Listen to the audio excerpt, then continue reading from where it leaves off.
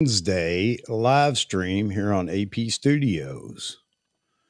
It's going to be interesting today. I'm sure everybody saw the thumbnail talking about it's October, Nikon, and we're ready. So I think that we're going to see something here in the Nikon world here in October. I'll let the chat get going here. Looks like we have a few people in here already. That's a good thing. All right, so I'm in here with Mr. Jeffrey Neville from Selective Imagery. Say hello, Jeffrey. Hello, gang. Hope everybody's doing well today or this afternoon or this evening, depending on where you're from. Gustavo, Timothy. Hey, Nikan's in here as well. I hope you're having a good day, fellas. Paul Connors, Ray Powell. So I picked up a few subscribers. I really appreciate that. I hope they make it into the stream today to check us out and see if they're really happy with their their decision to subscribe. Millerad, hello. All right, so everybody saw the thumbnail. I've already talked about it for just a second in the beginning here. We're waiting, Nikon. Which camera is it going to be? So what's really strange, not strange, it's interesting to me is Nikon rumors, and let me jump over here to look at that real quick. The Z9 should be available and in stock by the end of the year. I got a lot of naysayers when I said that back in June, but looky here. Now we're getting it from Nikon rumors as well. So I suspected that the Z9 was only going to sell so much, and that's just the way it is because it is a flagship camera.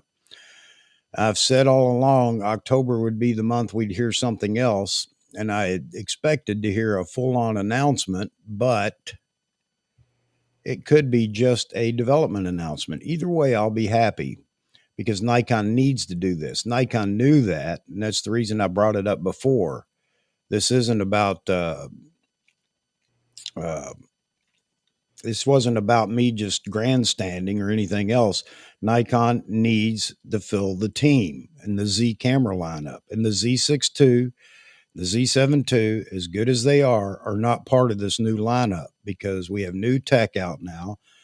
And nobody includes those in this new tech since the Z9 was announced and delivered. So now we need the Z6III, the Z7III, the Z8, the Z90 even. Something with that new tech to carry over and start building the team for Nikon. Too many people are waiting on those lower echelon cameras underneath the flagship, and it's just time for Nikon to get that on the plate now. Let me see. Go to Nikon rumors. Also, in that discussion, I noticed that Peter weighed in, and Peter states over there on that post that also means we're getting closer to a new camera announcement. Since Nikon will have the production capacity to carry another model. If you remember back when the Z30 was announced, my only issue with the Z30 was I thought it would take away from production capacity and cause us a longer wait for the next camera for the team underneath the Z9. So I think it's all beginning to come together here.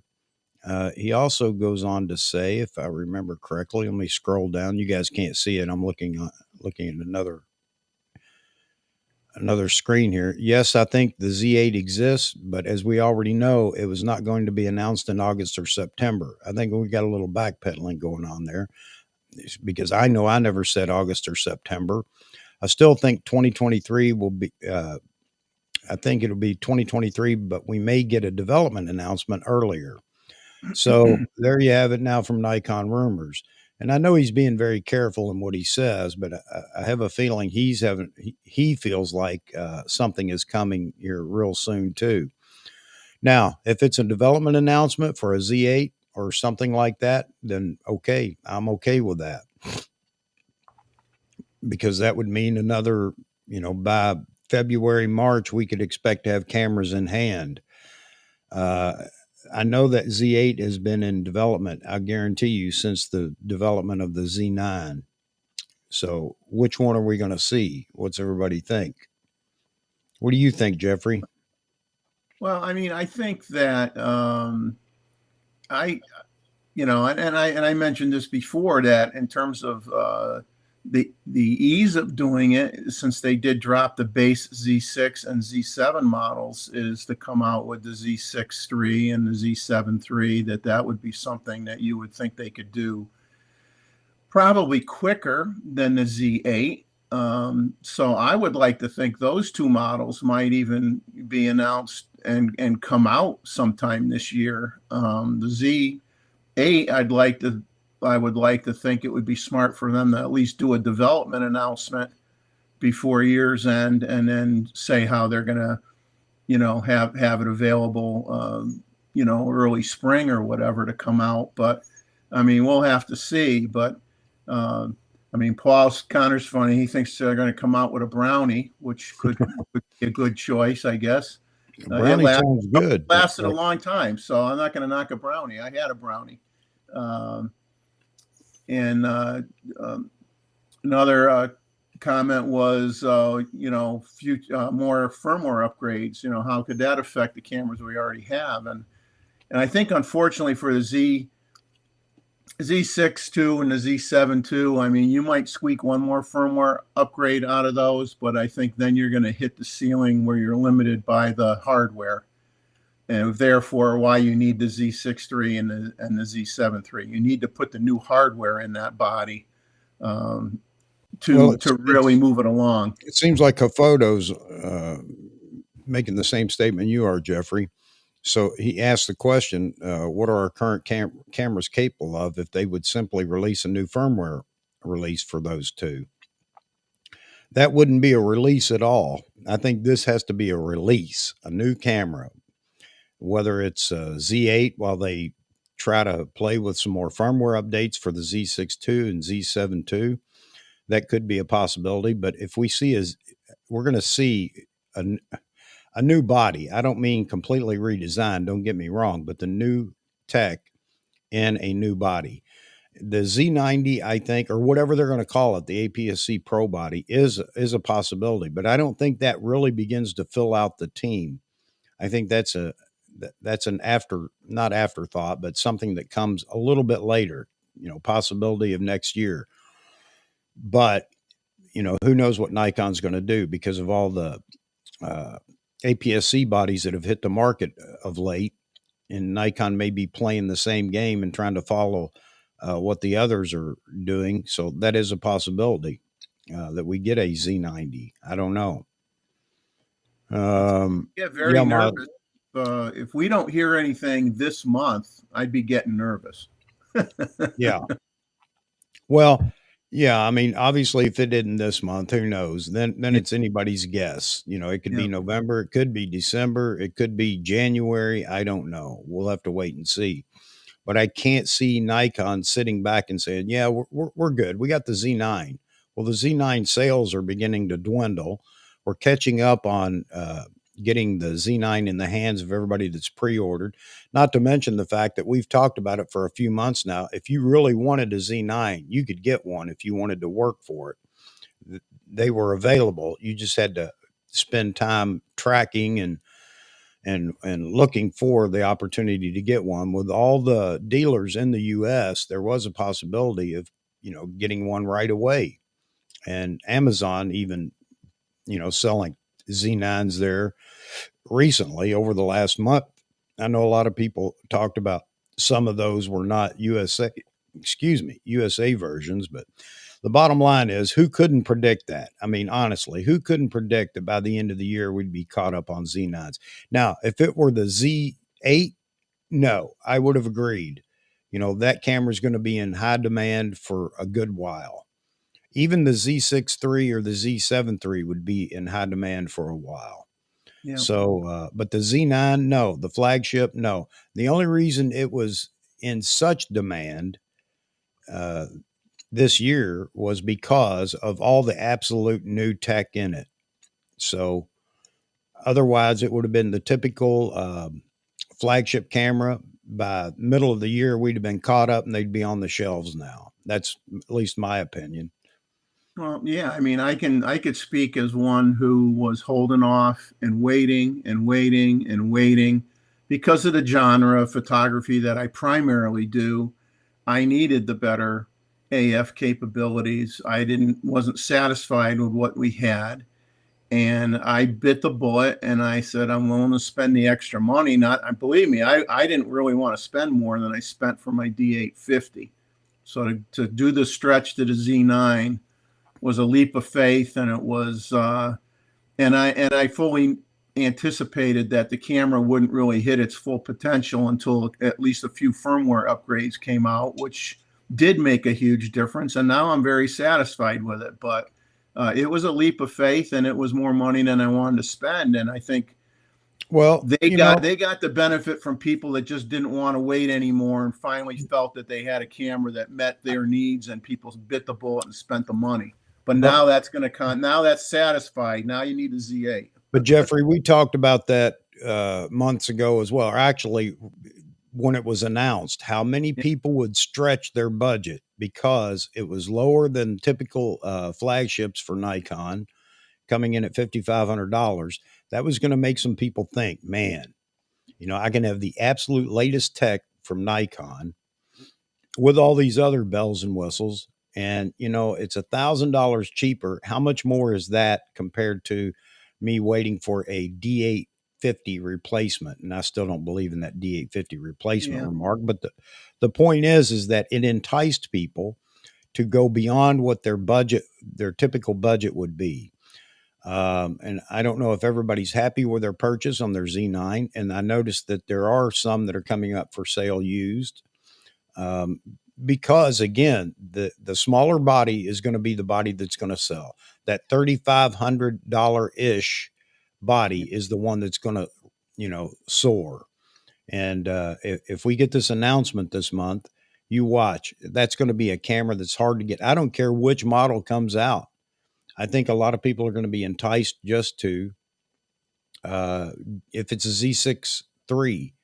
I think some people that are waiting for a Z8 may jump on a Z6III when they look at the price of the camera and all the tech that's in it.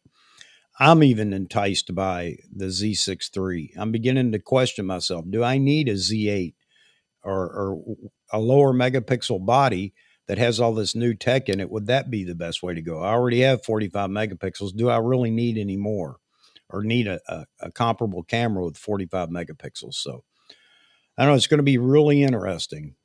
Here, Daryl, here you go. And that's a good way to look at it too. Z9 was a midlife crisis purchase. It was a stretch for me, but I don't regret it for 1 second. That's great, Daryl. And, that was predictable that, we talked about it way back when. People are going to stretch their budget and they're going to go for the Z9. So, had that not been the case, if that camera had been $6,500, my guess is they'd be on the shelves right now. What do you Yeah. guys think? I wouldn't have spent the $6,500. There you go. Would There not you have go. done it. I would There have you said go. I said I would either have said I'm going to wait some more, or I'm going to switch brands, one or the other. To be honest with you, at that point.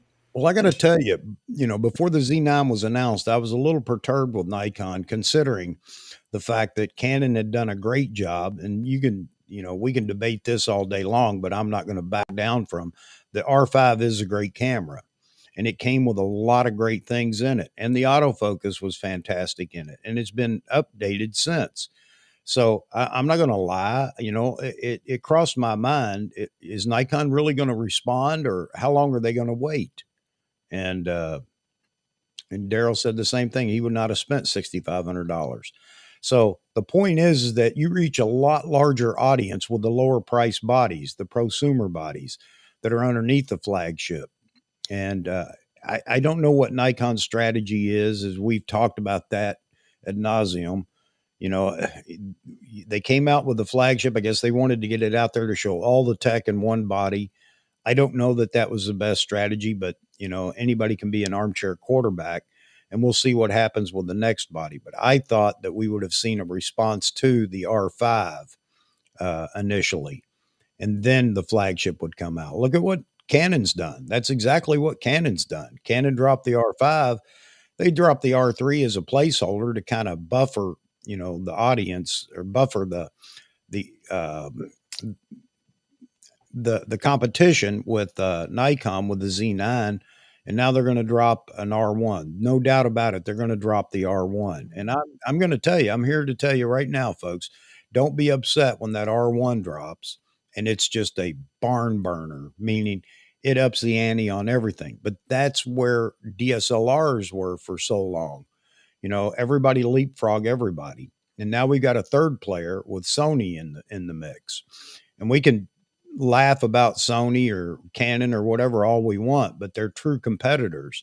So that R1 is going to be something to talk about when it drops. Now, Nikon will respond. Of course they will. And, we'll get an upgrade to the Z9, not next year, but right now, I don't think that's a big deal. Let the R1 come out and be the grandstander, the camera to beat. Right now, Nikon has to get these prosumer bodies out, like the Z6III and the Z7III. Those need to come out to keep the faithful in Nikon.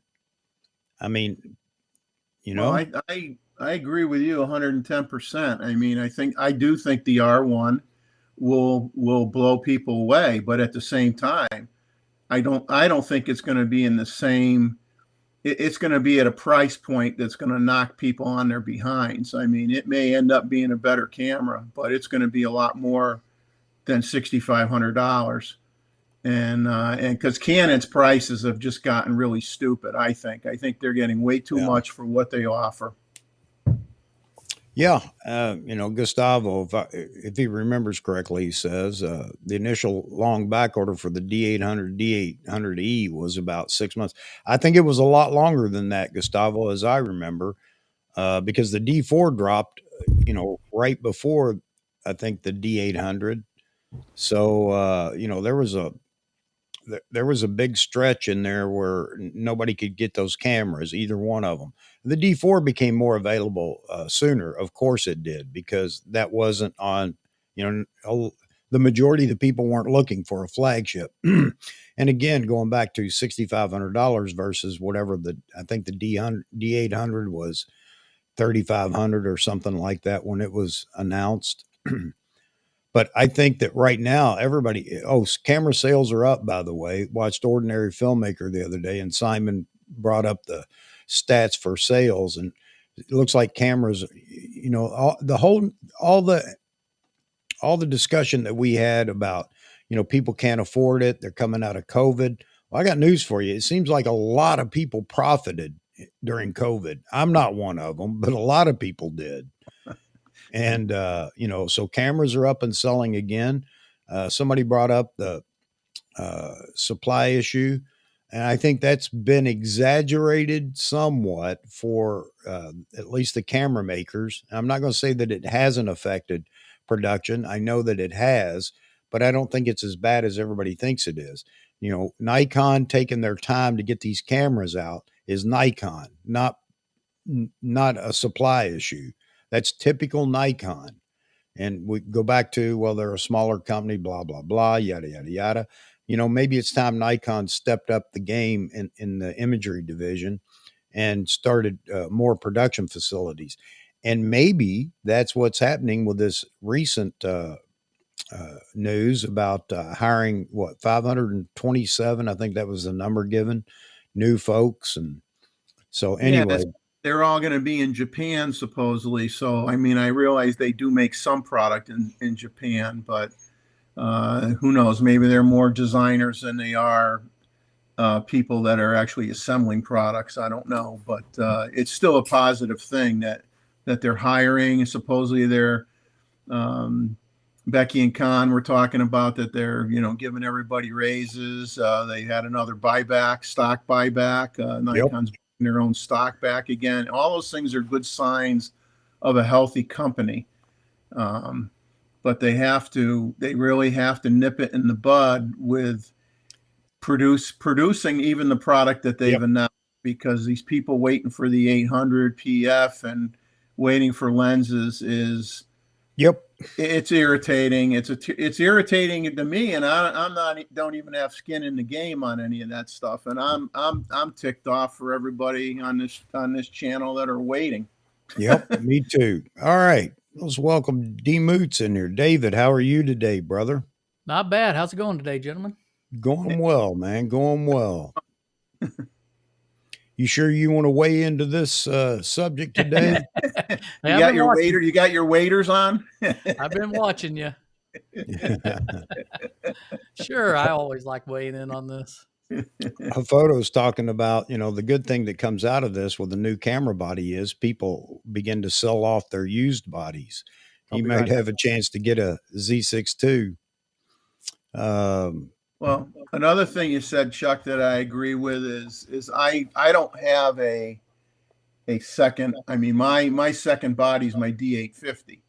Right. So eventually I want to have a second body that's mirrorless. But the more I think about it is I don't necessarily, it depends on what is in the Z6III or the Z7III, is I'm not necessarily going to buy a Z8. I mean, I just want a second mirrorless body to put a different lens on it or have it as a backup if I need it. And I don't necessarily have to spend the $3,500. I mean, I might go for a Z6III or a Z7III and be perfectly happy with that when it comes out. Yeah, Maz, I guess I'm just catching up with the chat here. Yeah, over 500 new employees. So who knows what that means? I don't, but they just built their new, I guess they completed their new headquarters or they're close to it. Maybe that's part of it, but you wouldn't bring on new employees if you weren't growing in some way. It just, I mean, wouldn't make sense to do that. Touch Life Studio. Vitali, how you doing, buddy? Good to see you in here. I'll send you the link if you're not busy and want to join. Nikon needs to adjust their business model and release the Z9C, C for cinema. They have the tech needed. Yeah, they absolutely do. And going back to my chart that I put together back in June, I expected the Z6III would be the video. It's still going to be photo or not photo oriented for stills, but I expect that to be a very heavy hitter for video. Why? Because there's a whole audience out there looking at video cameras that are being dropped right now by everybody. And the Z6III that could do both great stills and still maximize video, I think that would be a great thing for Nikon to look at for the Z6III. So that may be the camera that all the videographers or primarily video oriented people would be looking for. I mean, with all the other things that Nikon does so well, and to build that cheaper or more affordable run and gun video camera, I think that would be a great idea. But we're going to have to wait and see. I'd be shocked. I think that they have. I mean, they're darn close to having everything and I don't want to say everybody because then everybody will jump down my throat, but I mean, I think their video capabilities on their Z9 is exceptional. I mean, unless you're making money with the camera and doing big projects and stuff, I mean, I don't know that you would be looking to jump to anything higher. Not that you wouldn't if they offered it, but I don't know that they have the market, and they certainly can't support. If they had to create all new lenses to support it, they don't have the capacity to do that right now anyway. Well, not for a true, cinema camera, or a cinema line. I agree with that.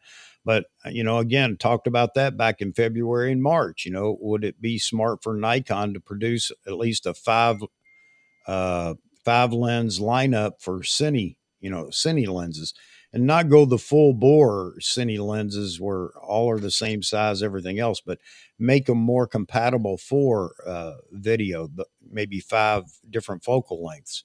But, again, and I didn't say they needed to do it right away, but, it might be something for Nikon to consider as well. Right now, I think, considering most people are, believe it or not, nowadays, not serious movie makers or independent filmmakers, but most people are using autofocus in video. And that there are some limitations to that.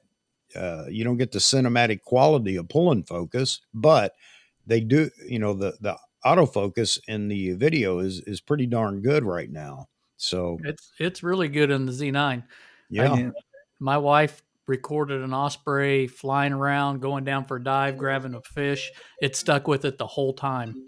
And she's not real experienced at doing that stuff, and she did perfectly sorry about fine with that.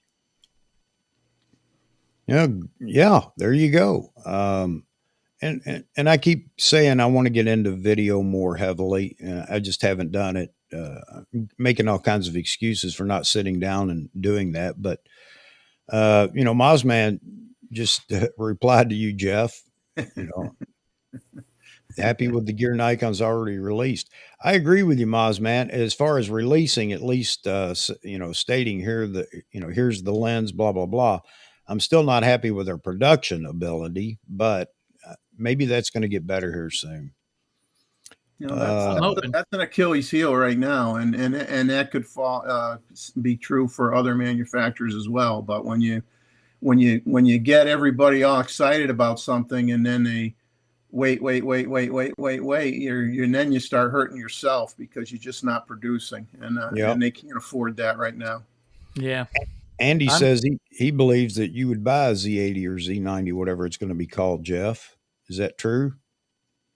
Being a Well, I get a birder little and confused wildlife. about the Z90 talk. I mean, is that what they're assuming is going to be like a No, D500 camera? no. There's no idea what they're going to call it. We're just Yeah, using that I as think Yeah. I'm a Z6 or a Z7III guy, maybe leaning more that way than a Z8, just from a cost perspective. That I don't I, necessarily have to have a mini Z9 well, as an alternative camera, I as a I don't either. The Z9 is you know, perfectly fine with yeah, me, but yeah, and I don't, a Z8, I don't see it really.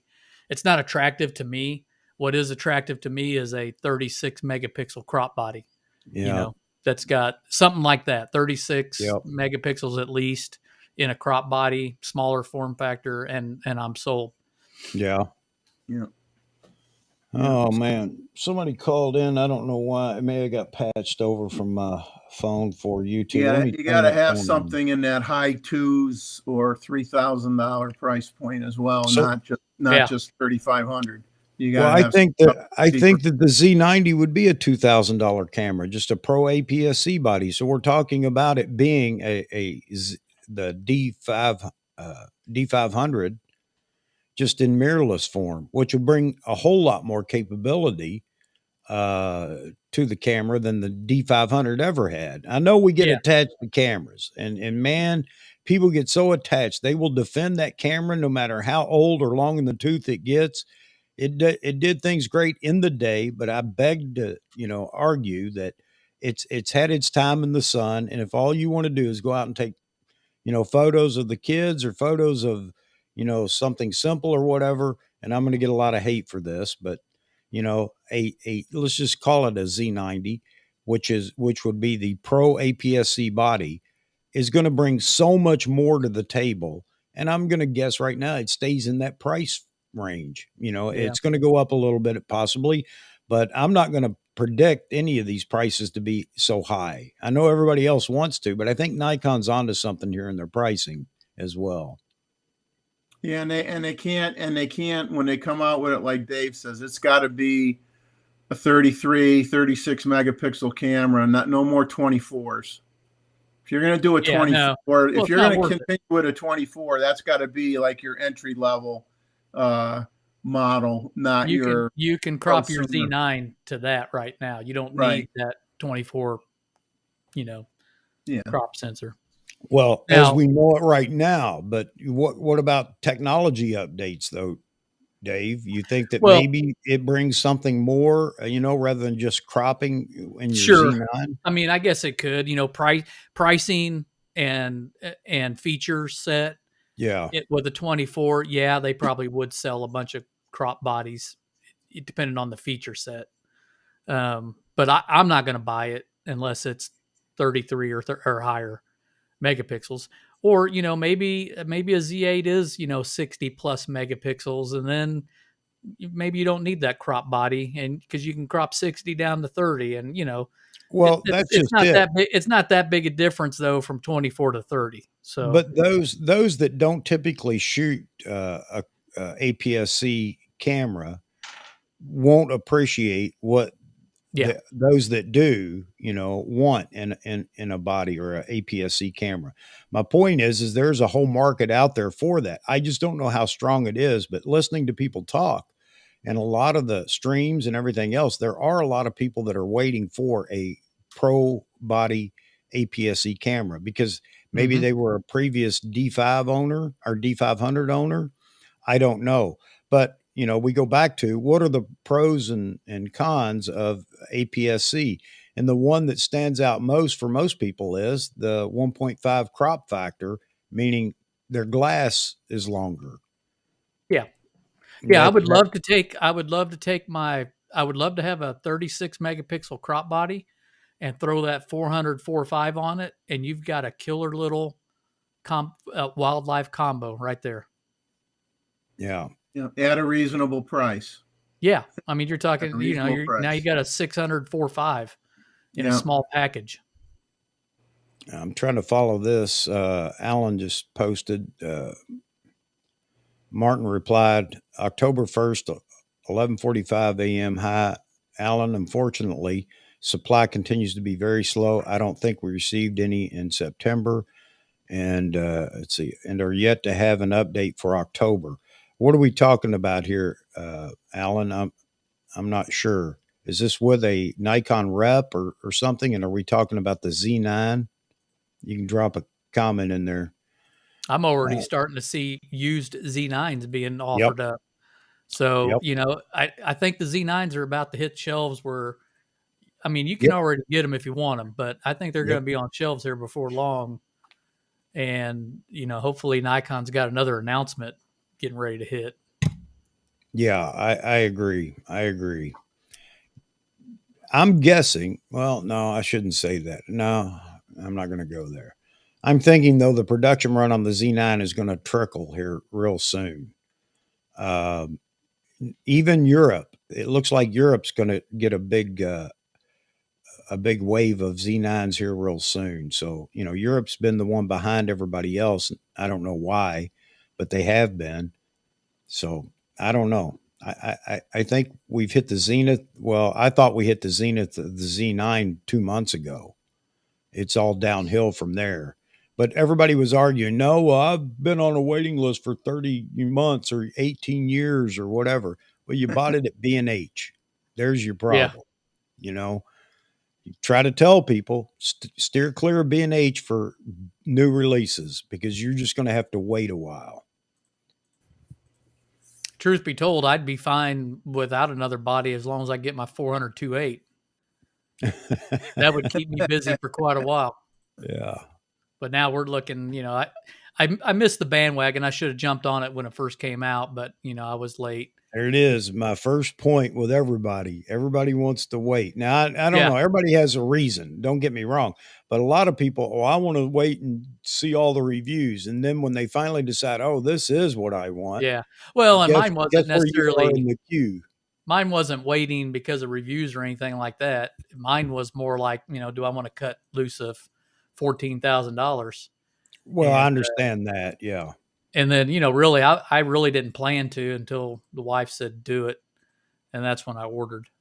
Oh man. Man, I guess I didn't marry the right one. My wife won't say that to you me. got to be careful what you say, Jeffrey. Well, we just hit 40 years on Sunday. 40 years of marriage Sunday. We just hit So, 31 on so, the September 28th. and she knows about my sense of humor. She's been putting up with me. I've known her since she was about probably 8 years old. So we've known each other for a long time. Hey, Moz, man, I can't see them doing it anytime soon, but I wouldn't rule out somewhere down the road Nikon deciding to pull the trigger on a somewhat cine line of a body and lenses or whatever. We'll see. Again, video has become so big nowadays. And again, if you subscribe to indie filmmakers over on Instagram, they're constantly posting things. I mean, you got these kids that are really doing things with video cameras nowadays. So Yeah. it is big, and it's going to continue to grow because that's the way of the future. And that's a moneymaker too, by the way. Anybody that wants to get into it, you're on the you're on the leading edge of video for commercial work, and there are a lot of people making money now doing videos, commercial videos for making money at it, making a living at it. So it's going to be interesting. Well, But the Well, more every time I go out, I more and more am just switching it over to video mode. I find myself doing that more than stills when I'm out there. yeah, I don't know. Maybe I've taken so many stills of birds that now the video's just a whole different area for me, and it's really fun. I mean, I think a pure cine line is they're I mean, both Sony and Canon are light years ahead in terms of that product line development than Nikon is. I mean, it would be an awful lot of catching up to do. I well, I mean, don't I think, think Jeffrey, it's a matter of trying to take over market share. I think it's, keeping Nikon shooters that are becoming more video oriented in the line rather than, I love Nikon. I'm going to stick with it. It's my stills camera of choice, or, just quick video stuff. But I'm going to go buy that new whatever, from Sony or Fuji or Panasonic or Canon, because they're putting out affordable very cine oriented cameras. They're not just cinema cameras, but they're very cine oriented. And, for those that are budding videographers, they'll have no choice. They're going to have to do that or, do without. So we can talk about, what Nikon brings to the table for cinema. And there's some great features in the Z9, of course. But the latest camera, I think it's Fuji, that was $1,800 for body only, and $2,200 with the attachable carry handle on top. And everybody thinks, well, $400 for a carry handle? No, you didn't go look at the video. They're putting XLR connectors in the handle, so you can use other mics and other things when you're doing video. That's a big deal for the videographers, So again, I think Nikon could do that somewhere down the road. I don't think now's the time. Again, you got to fill the team before you start filling the yeah. bench. We Well, we yeah. I need mean, talking Cineline stuff is kind of like if we wanted to say when's Nikon coming out with a medium format camera. It's kind of but that same that I same think thing. no, I disagree on that. I don't think we're going to see medium format from Nikon. I could be wrong, but I don't think we're going to see it. A lot of people want it, and they think, well, the with the new mount being as large as it is, it can handle this or that or whatever. But I just don't see that happening because now you're talking about more lenses too. For cinema, a cine camera, there are so many lenses already out there in the Z line, in the F mount line, and other brands as well that can be adapted, and that's fine for video. So let me jump off this for a second. Manila Martin, he's talking about if Nikon made internal NDs on the Z9, he'd be happy. Yeah, I think a lot of people would, but I mean, what do you think about that? What does that? I don't know enough about it. I'm not an engineer. How much does that add to the camera, the body, or whatever? Is it a digital ND filter? I guess it would have to be. How does that work? Anybody know? Yeah, I'm not sure. it would have to be something done digitally, I would think. I mean it would be nice. I mean, I find myself when I'm shooting video with the Z9 sometimes to keep that um to keep my shutter speed basically twice what my frame rate is. Sometimes, a light starts getting a little bright out there. I could be shooting at f/22 sometimes. I mean, I could still get away with it, but so far I'm managing without an ND filter. But if I was shooting I more I in the think bright sunlight, I wouldn't be able to get away with it. I'd have to throw one on the lens. I think it's a convenience. It would Yeah, definitely be a convenience, but I don't know what the technical aspects are to doing that. And there are some, cine cameras are already using internal NDs, of course. Canon has a power shot that has an internal built-in ND filter, and I think it just reduces the amount of light hitting the sensor somehow. Don't know the Yeah. whole Right. technical thing behind it, but I think it's in one of their power shots. So Hafoto's talking about, using pulling focus with the Z6, and yeah, I guess that's one way, because one of the problems is the fly by wire lenses in the Z lineup just don't, they're just not optimal for actually literally pulling focus with a focus puller, or just using the shoot on the camera, the lens itself. So it's, who knows, man. T-Mid, good to see you, buddy. Must be on lunch, brother. Hey, how you You're doing? gonna have to get in here with us one of these days. Well, they announced on Graves today that a company called TechHeart is coming out with a Z-mount adapter to be able to put Leica M lenses on your Z camera.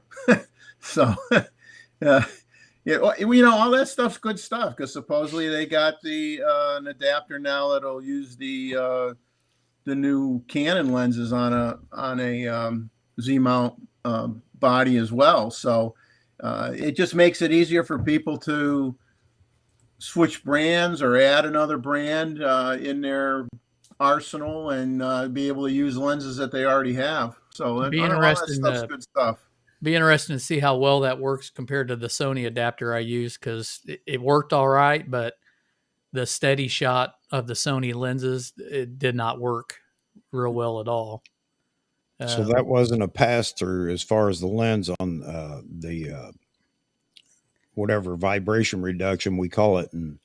Yeah, it's like Sony Steady Shot or whatever they call it. Okay. It's built into their lens. Well, these adapters are getting better. That's why I've got to get Albert Jimenez in here. They are getting better. I want him in here to start talking about all these adapters. If there's anybody that's got a bag full of adapters, it's Albert. I mean, he's adapted glass from everything. And I really want to get him in here. I'm gonna have to talk to him again. He says he's ready. He's got his studio ready to go. But just to answer questions on all these adapters, there may be people that are, interested in that, because we talk about adapters all the time. Honestly, I'm not adapting glass, so it's not a big deal to me. But for those that want to, he's the man. I got to get him in here.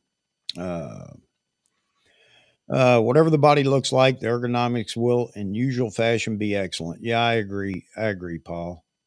At least for us that are Nikon shooters, certainly, because we like the ergonomics of Nikon bodies already. So I agree. Sport Nature. I'm looking at some of the comments, trying to get down to the bottom here again. I always get so far behind. There's comments that there are already third-party Cine lenses that'll work on the Z-mount. Yeah, there you go. Isn't that true? Andy says, I thought that every bird and flight shooter in North America was demanding a D500 replacement, but 30 megapixel and Z9 specs or faster. Excuse me. There are a lot of people out there, Andy, that are looking for the APS-C body, and you got some that hate the idea of even making APS-C bodies in the Nikon camp. But then again, Nikon being, it's probably got an older audience than Sony, no doubt about that. But I believe it's a little older than even Canon. And if it were up to so many of the Nikon shooters, there wouldn't be video in any camera. So yeah, they'd rather see Nikon go out of business than put video in a camera. I mean, that's how much they hate it. I mean, which my I buddy don't understand. 500, and he loves what I can do with the Z9 for video. And he says, "Boy, you give me an APS-C body with the video features where I can look through the lens while I'm filming, versus what you can't do on the D500." He says, "I'll buy it in a blink of an eye."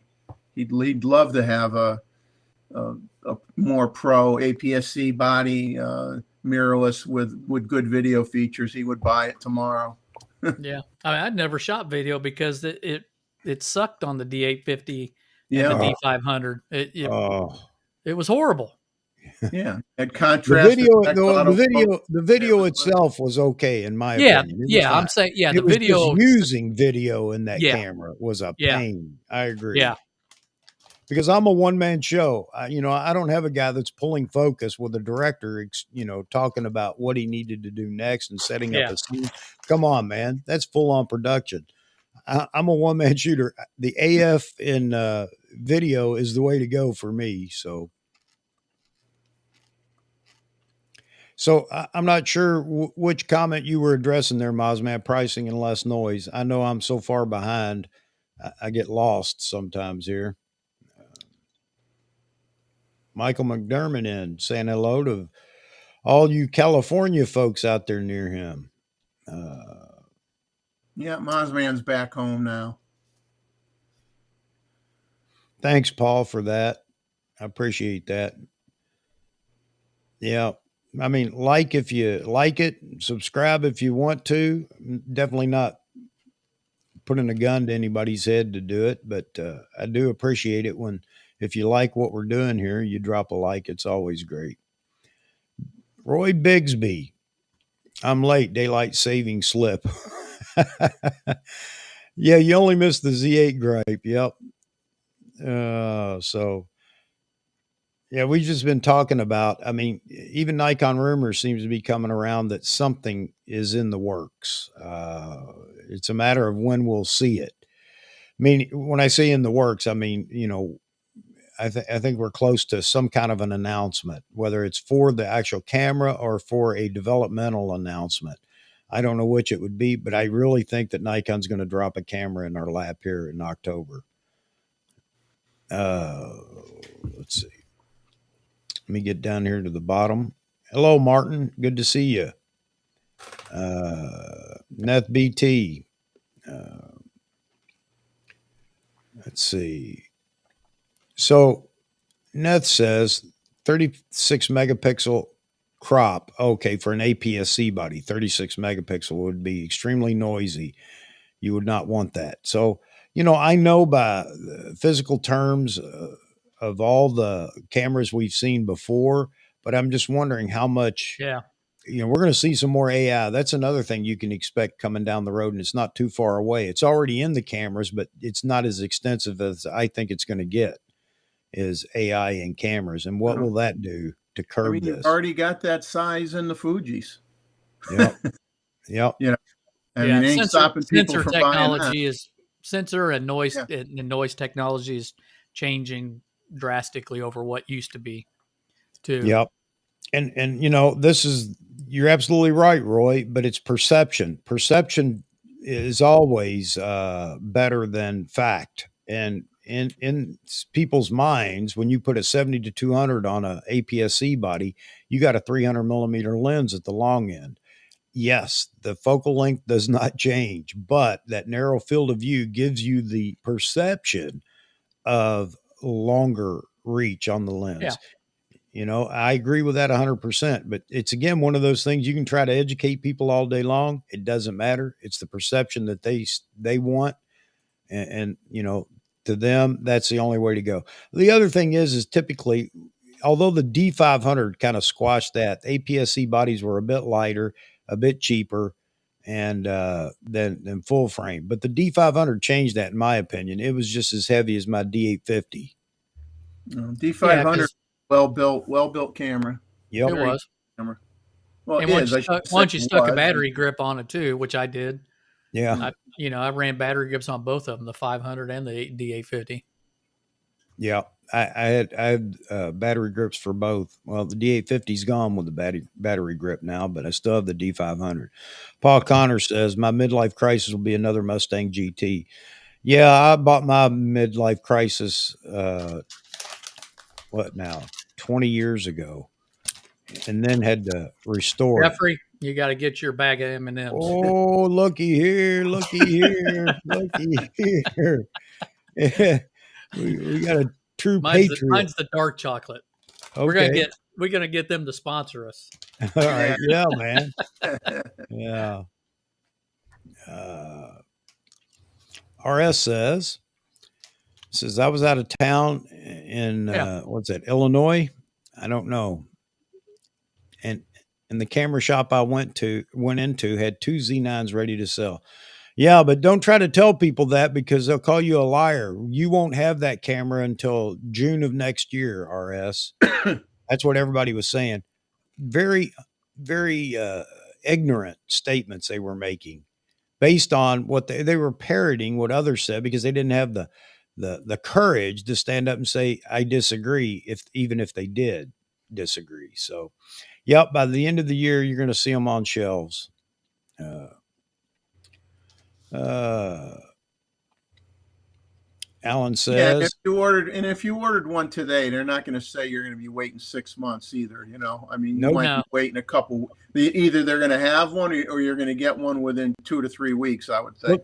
Look at everybody that's been buying them from Nikon USA. They've been getting them within 2 to 3 weeks. Yeah. You know, now, obviously, Nikon USA has some sway in how many they get. Yeah. So obviously, it's going to be a little bit different. But bottom line is, if you really want one, you can go find one. I guarantee even today, you could go find a Z9 if you really, really wanted it. You know, and it won't be from B&H, although they're getting closer. It seems like they're already up to August, possibly on their pre-order list. Again, though, why would you go down that path? I'm telling you, people, you know, if it's to save the tax because of Paybu, I can understand that, but you accept the consequences in heading down that path.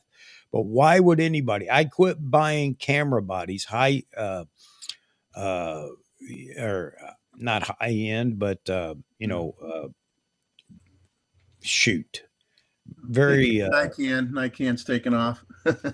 Hey, Nikon, buddy, I'm glad to see you in here. Anyway, I quit buying camera bodies from Nikon. I mean, unless it's in stock and all of a sudden somewhere down the road I want one, yeah, I'll buy it from. I'll buy it uh, from B&H. But I have my own little shop where I can get on the list, and their list is not 2,000 people long or deep. If anything, it's probably no more than 15 or 20 deep, even if that. So that's the route to go if you want a high demand camera body. Go to a local store. It doesn't have to be local to you. I don't mean that because most of them have mail order now, or you can order online from the stores. And again, if something drops here in October and you really want it, so let's say it's a Nikon Z6III. It looks great at the announcement. The pre-orders on B&H are going to just skyrocket, and by the time you get in there, you're 1,000 down the list or whatever, and then you're going to complain. Go to a local store or a small brick and mortar store and get on their list. You may be number 3, and they may not get as many as B&H, but I guarantee you, if they get 2 in the first order, you're now next on the list. Where at B&H, that won't be the case. I'm not talking. I don't hate B&H or anything like that. It's just the fact that they are always the go-to for all these products. All right, enough said.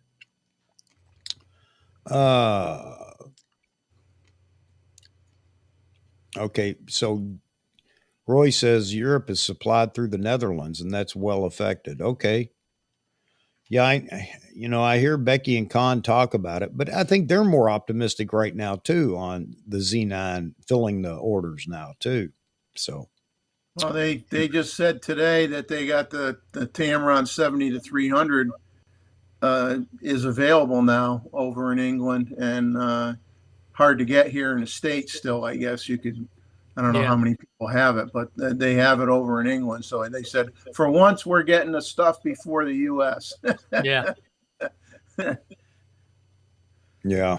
I just ordered that new 17 to 28 2.8 lens just to check out, and it's getting ready to ship. I just got my notification that it's processing through.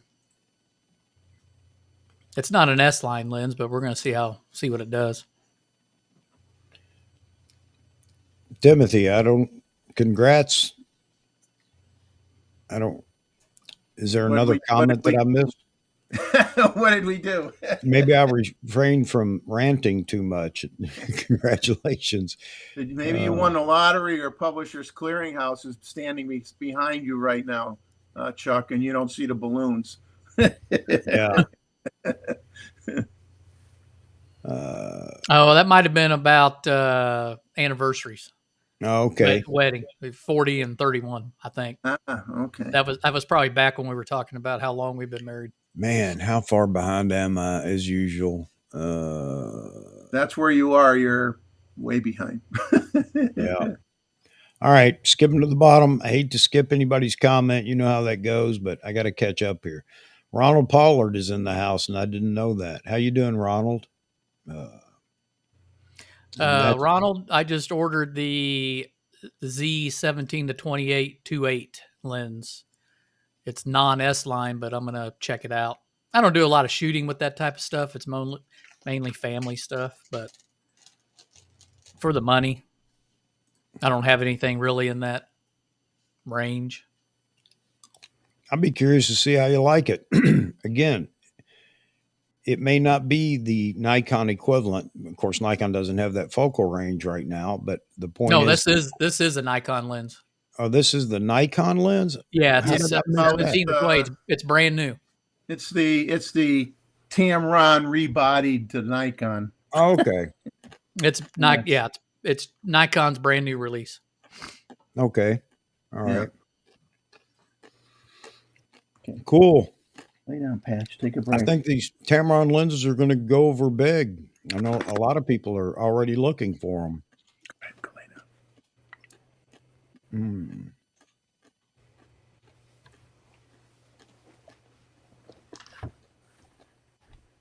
Okay.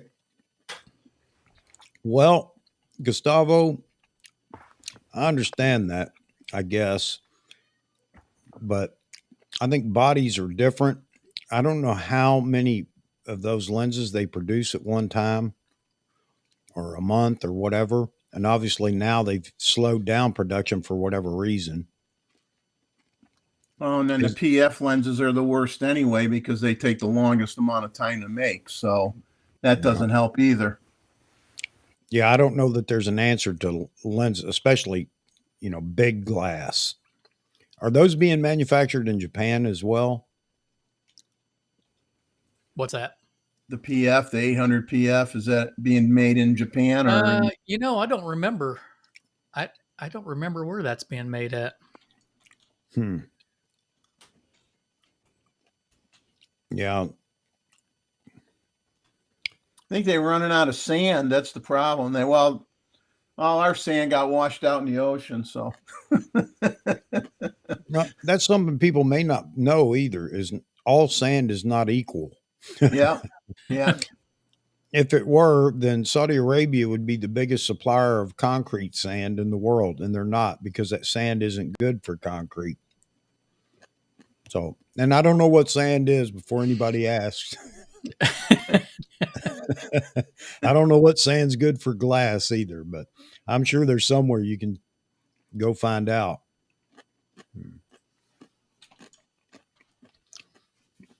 I'm talking about. If you use beach sand from Bermuda, all your lenses would have a pink tinge to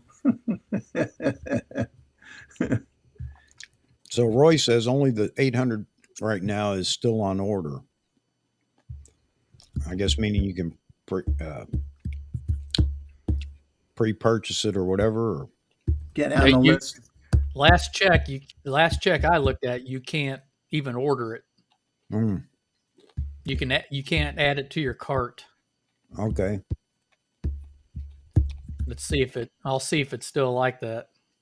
The 400 TC 2.8 still not, you can't order it on the can't order yet list. Let me see here. Yeah, if you go to the Nikon's website and try to order a 800 PF, it won't let you add it to your cart. Okay. I think that's the same way. Let's see if the 400 2.8 is still that way. Oh, so that's what Roy's saying. Z9 400 4.5 is available here now. Only the 800 PF is still on order only. Okay, so I guess they can order it down in Australia. Nikon Australia still has it for order. Yeah, Okay. Nikon USA, you can't neither one of those can you order it. It doesn't put it in your cart. Hmm.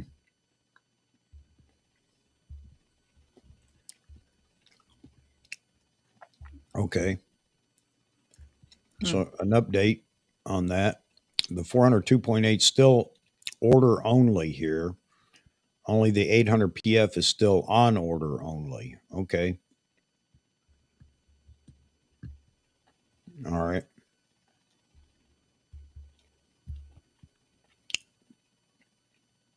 Where was that? That's a good comment. Let's see. Nikon needs to rethink the stock allocation between NPS, direct sales, and authorized dealers, big and small. Apple figured it out. Yeah, I'm not even going to get started. Nikon USA. I mean, God bless those guys that have been there for 199 years, and made glass out of, backyard sand and whatever at NPS USA. But maybe it's time to inject some new life in there. I mean, Roy, you're gonna like that 400 4.5. He said he just bought the 400 2-day delivery. cool. I would consider it's like it's not even in your hand when you pick it up. Mozman brought that with him when he came here, and he handed it to me, and I pretended it was heavy, and did one of these, Yeah. But I mean, I personally, I wouldn't buy it unless I was prepping for an APS-C body, and then, like you said, then you end up with basically, a 600 4.5, which at a price point that's going to be, 25% of what a 600 f4 will be on full frame whenever it comes out. So that's where it makes the most sense to me. But just having the full frame camera, I'm like, well, no, I got the 1-4, I got the 500 f. So that's what my wife shot on the Z9, and she did that video of the Osprey, and it did not lose a beat on that thing, on tracking it and keeping, the camera plus the lens. It's sweet. And like I said, she doesn't really do that. That's probably really the first time she's ever videoed a bird in flight. All right. Martin Hild saying the 800 is made in China. I think I remember that being on mine when I had it, I think it was at China. least that's what the box says. I think it is.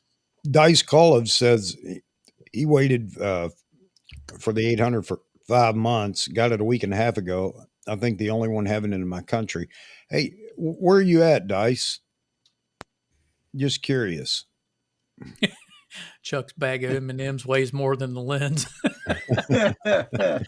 Pretty damn close. It is. It is. It is, man. I got the big bag this time. Oh, yeah. Take out a loan bag. They had to reinforce the bag. Roy says he's got it on 2-day shipping, the 400 4.5.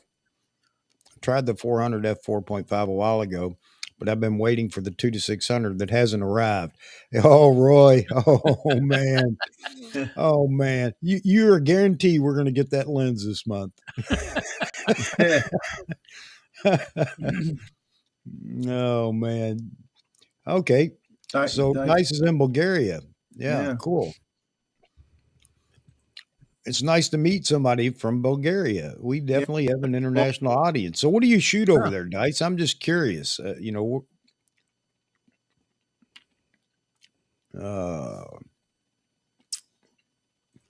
right. I've skipped a bunch of people's comments, of course, to get down here, but I've caught up. So again, this is really, I mean, the big thing is what are we expecting here this month? I mean, anybody have any idea? Let's just go down into the chat and everything else. Just drop which camera. There are two things that I guess I could say. Which camera do you think we might see here in October? And with a slash, which camera would you like to see this October. So, what do you think Nikon may drop on us, and what would you like them to drop this month? Greg, are you guys talking about Moose Peterson? If you are, he told me, I talked to him. He's not even going to mess with that 800 PF. That's interesting. Yeah. I ran into him at shooting warblers earlier. Let's see, it was last year. Or no, it was earlier this year. Oh. Yeah, time now. I can't keep up with time anymore. People ask me when. know. I'm thinking, I okay, get, was I it know, I'm the before or same way. after this? Yeah. When you're retired, every day is Sunday. You know, you don't care what day it is because it Yeah. doesn't matter. You only care Yeah. whether it's going to rain or not. You don't really care what day it is. Roy says he'd like to see the Z8. You think that's what they may drop this month, Roy? And RS is asking you, did Moose say why?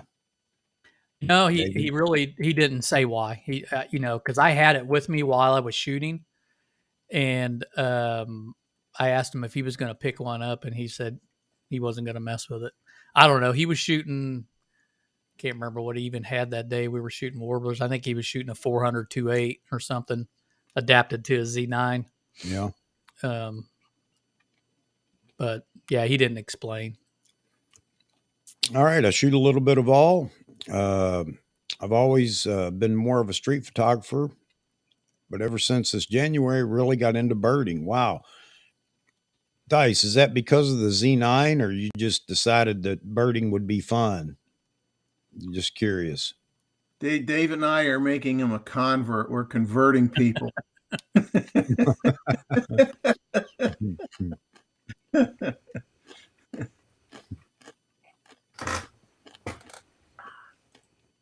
All right.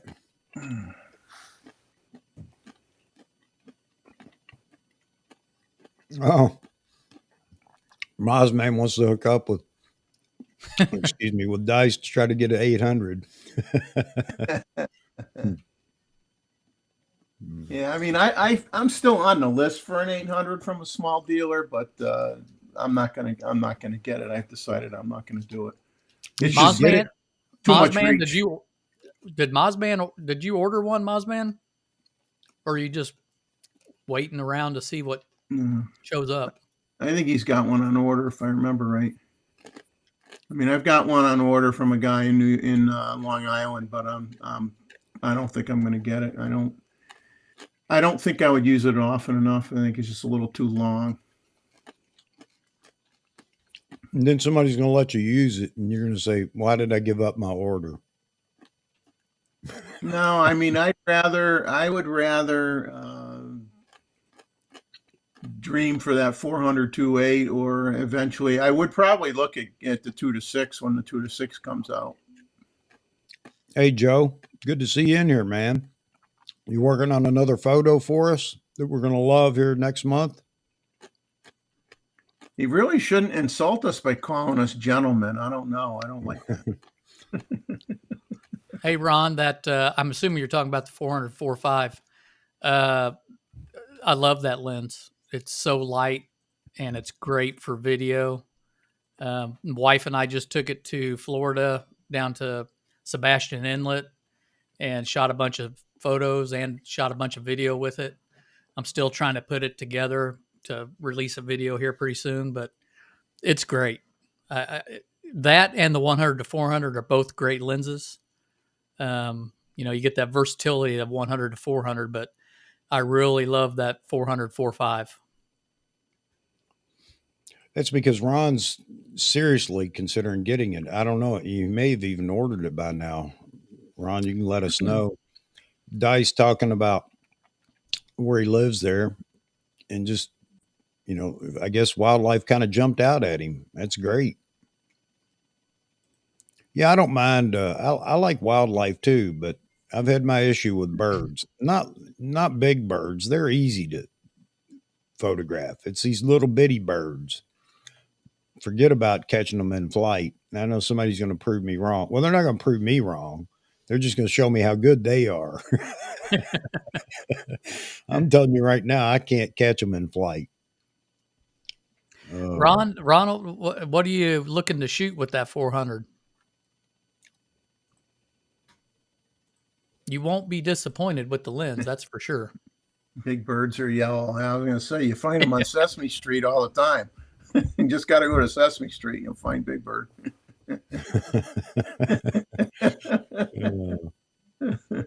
guys are a hoot.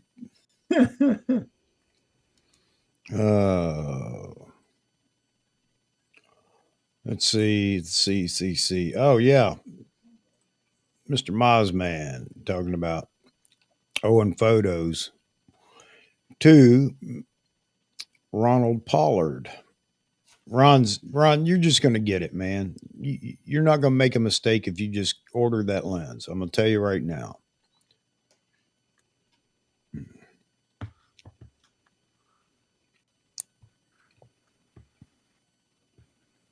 Man, I use a cheap 420 to 800 millimeter telephoto manual focus lens sometimes on my X-Trans cameras. That's 630 millimeter to 1200 millimeter. Man, let's see. And I can nail focus with or without IBIS, handheld. I'm getting better. Yeah, I'd say you are. What kind of lens is that? Which lens?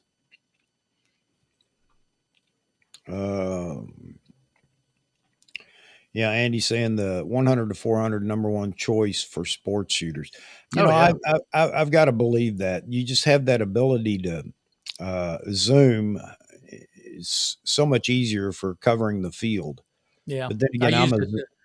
I Go used ahead. it to shoot a soccer game, my nephew's soccer game with it, Yeah, and it was perfect for that. yeah.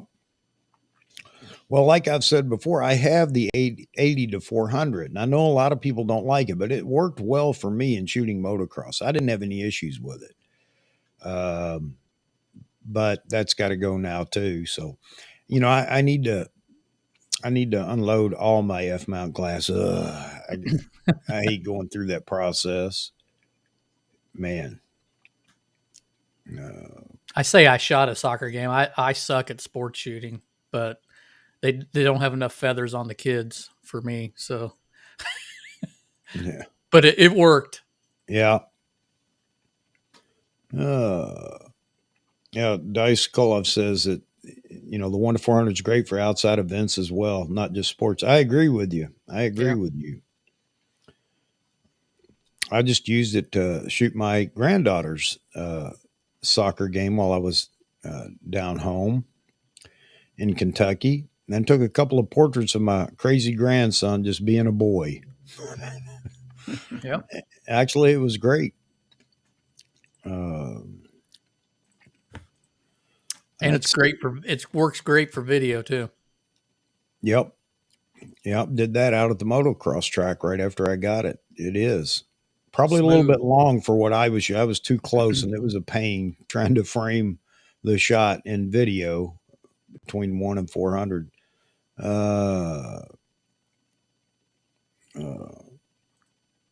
So Daryl says the 1 to 400 is great until the lights come on.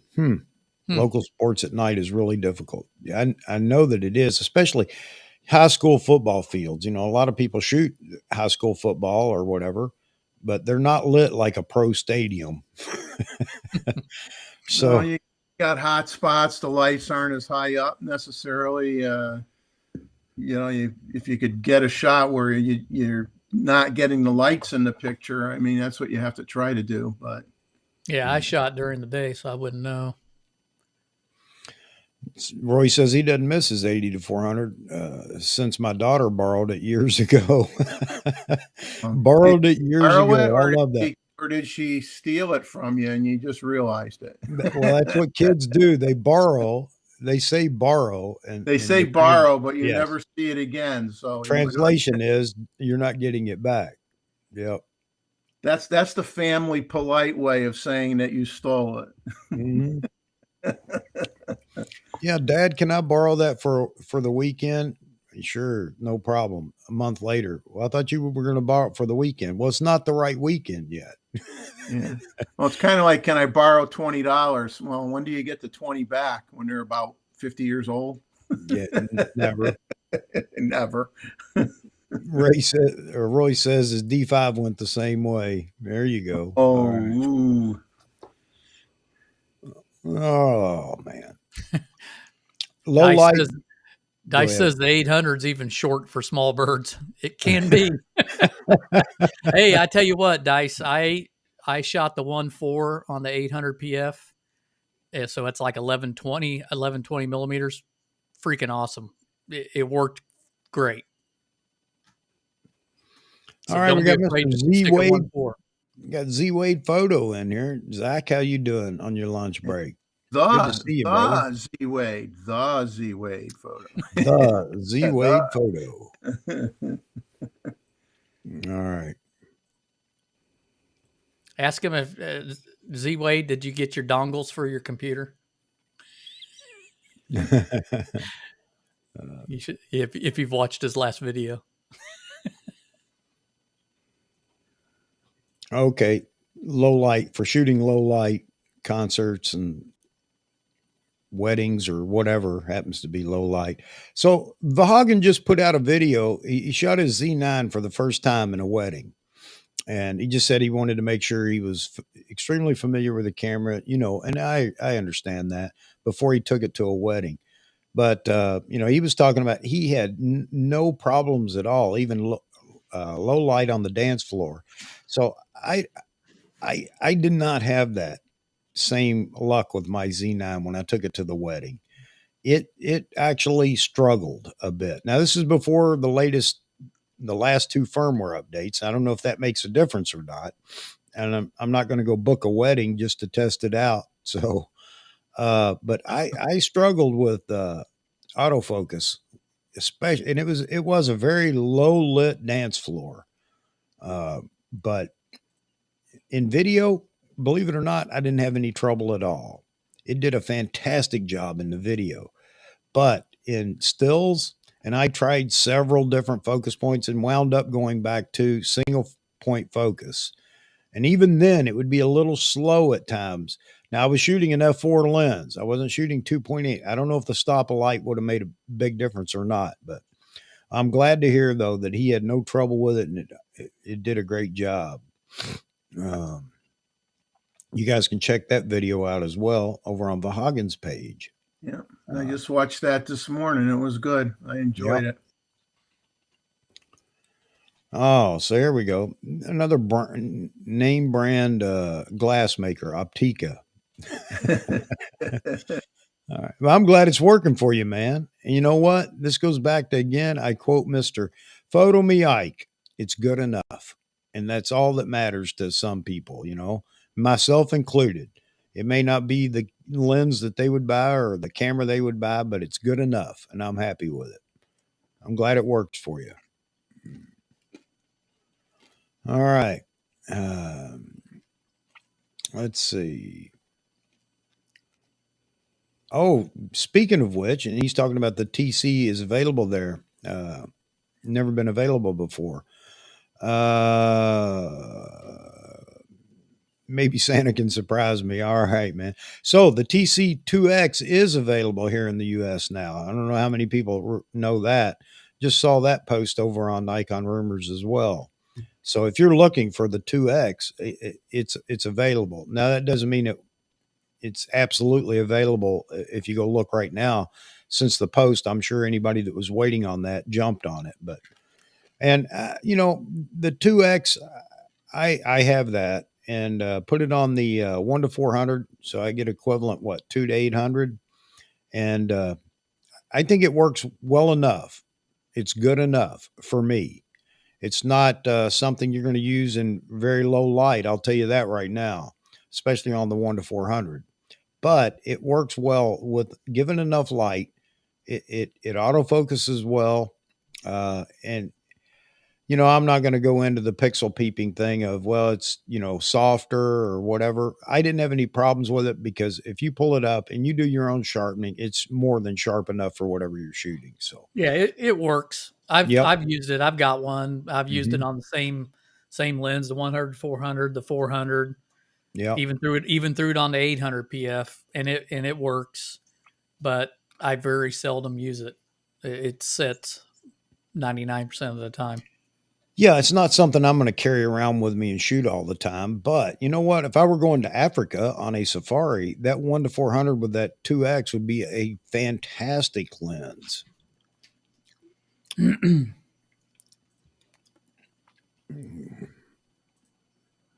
Greg is trying to confuse the allocation gods by pretending he doesn't want it anymore, so it shows up. Yeah, Uh, lose interest in it, then it'll show up. yeah. Well, if that's the case, then man, I'm not waiting for this 400-28 anymore. I'm just going to raffle off my allocation. If I get a phone call that says, Jeff, we got the 800 for you, I'm going to make phone calls and say, okay, who wants to buy my slot? There you go. Get it, Wow, that's quite a list, Vitali. I like it. I don't know if Nikon will do it or not. Full XLR plus HDMI, full HDMI, yeah. $39.99. That'd be a cool camera. Again, I don't expect Nikon to do this anytime real soon, but you know what? I have a feeling that they'd sell a lot more than they think because there are that many people out there. Again, especially for those that are in the Nikon system, um, that are tending to lean more to video now. And their only choice really is, and you can say buy the Z9. No, no, no, not really. I mean, there are other things that could be in a cine camera that the Z9 doesn't have. But they're looking at other brands, again, $2,200 for that little cine camera, if you will, that I think it's Fuji that just dropped it, isn't it? It's the FS30 or something like that. Am I wrong? Sony has the Sony, FS30. that's it. That's it. Sony just dropped that, and a lot of interest in it from a lot of people. Oh, I just wanted to comment on the Z9. What I found with that is because I'm usually where I go at least 30 minutes before the sun comes up or starts to come up, I will shoot video sometimes first because the video will come out okay. The stills will be too noisy for me, but the video will look fine. It So does. sometimes I'll be shooting a video, say the sun came up at 6:30, but it hasn't come up over the tree line yet, so I'm still kind of shooting in the dark. I'll use the video mode first. I agree, After Jeffrey. some video. I do the same thing. Yep. It's amazing what that video does in low light. I've had good luck with it. It's phenomenal. I mean, then you go and you try to take a still and you're shooting an ISO 10,000. You're like, Yeah. I'll wait till the sun. I'll wait till the sun rises a little bit more. But for video, you can get away with it, and it looks great. You can. It's amazing. Yeah. I've noticed that as well. there you go. I shut it off just for you, Rat Von Rant. There you go, man. I put it up there because I forget to ask for that, and my wife jumps all over me for not asking for people to like and subscribe. So it was there for her. But if it's bothering you, man, I'll turn it off. Thanks for letting me know. Roy's saying it doesn't affect him. He'd like to know why the Z9 doesn't like most third-party flashes. And I commented on Vahagen's video that he just put out about using the Z9 for the wedding. And I just asked him, I says, by the way, what flash did you use for the wedding? Out of curiosity, because I don't know what he shoots for flashes. But Chuck, you should know. Are there at least two brands that work He's decent? shooting Nikon. Nikon and Profoto are working completely with the Z9 right now. So I don't know how Profoto got in on that. Maybe a discussion. Well, no, I do know because Nikon talked about that way back Yeah. earlier this year. So they've definitely discussed it with Profoto, and Profoto's, I guess, able to put the right firmware in their flash to support Nikon. But yeah, Nikon flash and Profoto are the only two that work. The only thing that I think is missing right now is the uh, ITTL. I don't think, or TTL. I don't think that. No, high speed sync doesn't work either, does it? I don't think it does. Didn't Godox come out with newer flashes that supposedly are compatible with the Z9? I don't know. I haven't seen anything yet, and I haven't heard Yeah. anything. But I need to go over to. I can't remember his name. He just changed the name of his channel, but he does all Godox stuff. Anything new coming out of Godox, and demonstrates it and everything else. To check it out. But I know the only speed light that I have that works on the Z9 is my Nikon. Well, the only two Nikon D9 or shoot. 900 and yeah, and 900 and 910. I know that my Godox, well, I don't buy just Godox. I usually buy it out of Adorama to get their rebrand Godox, which is Flashpoint. It does not work for anything but manual. So,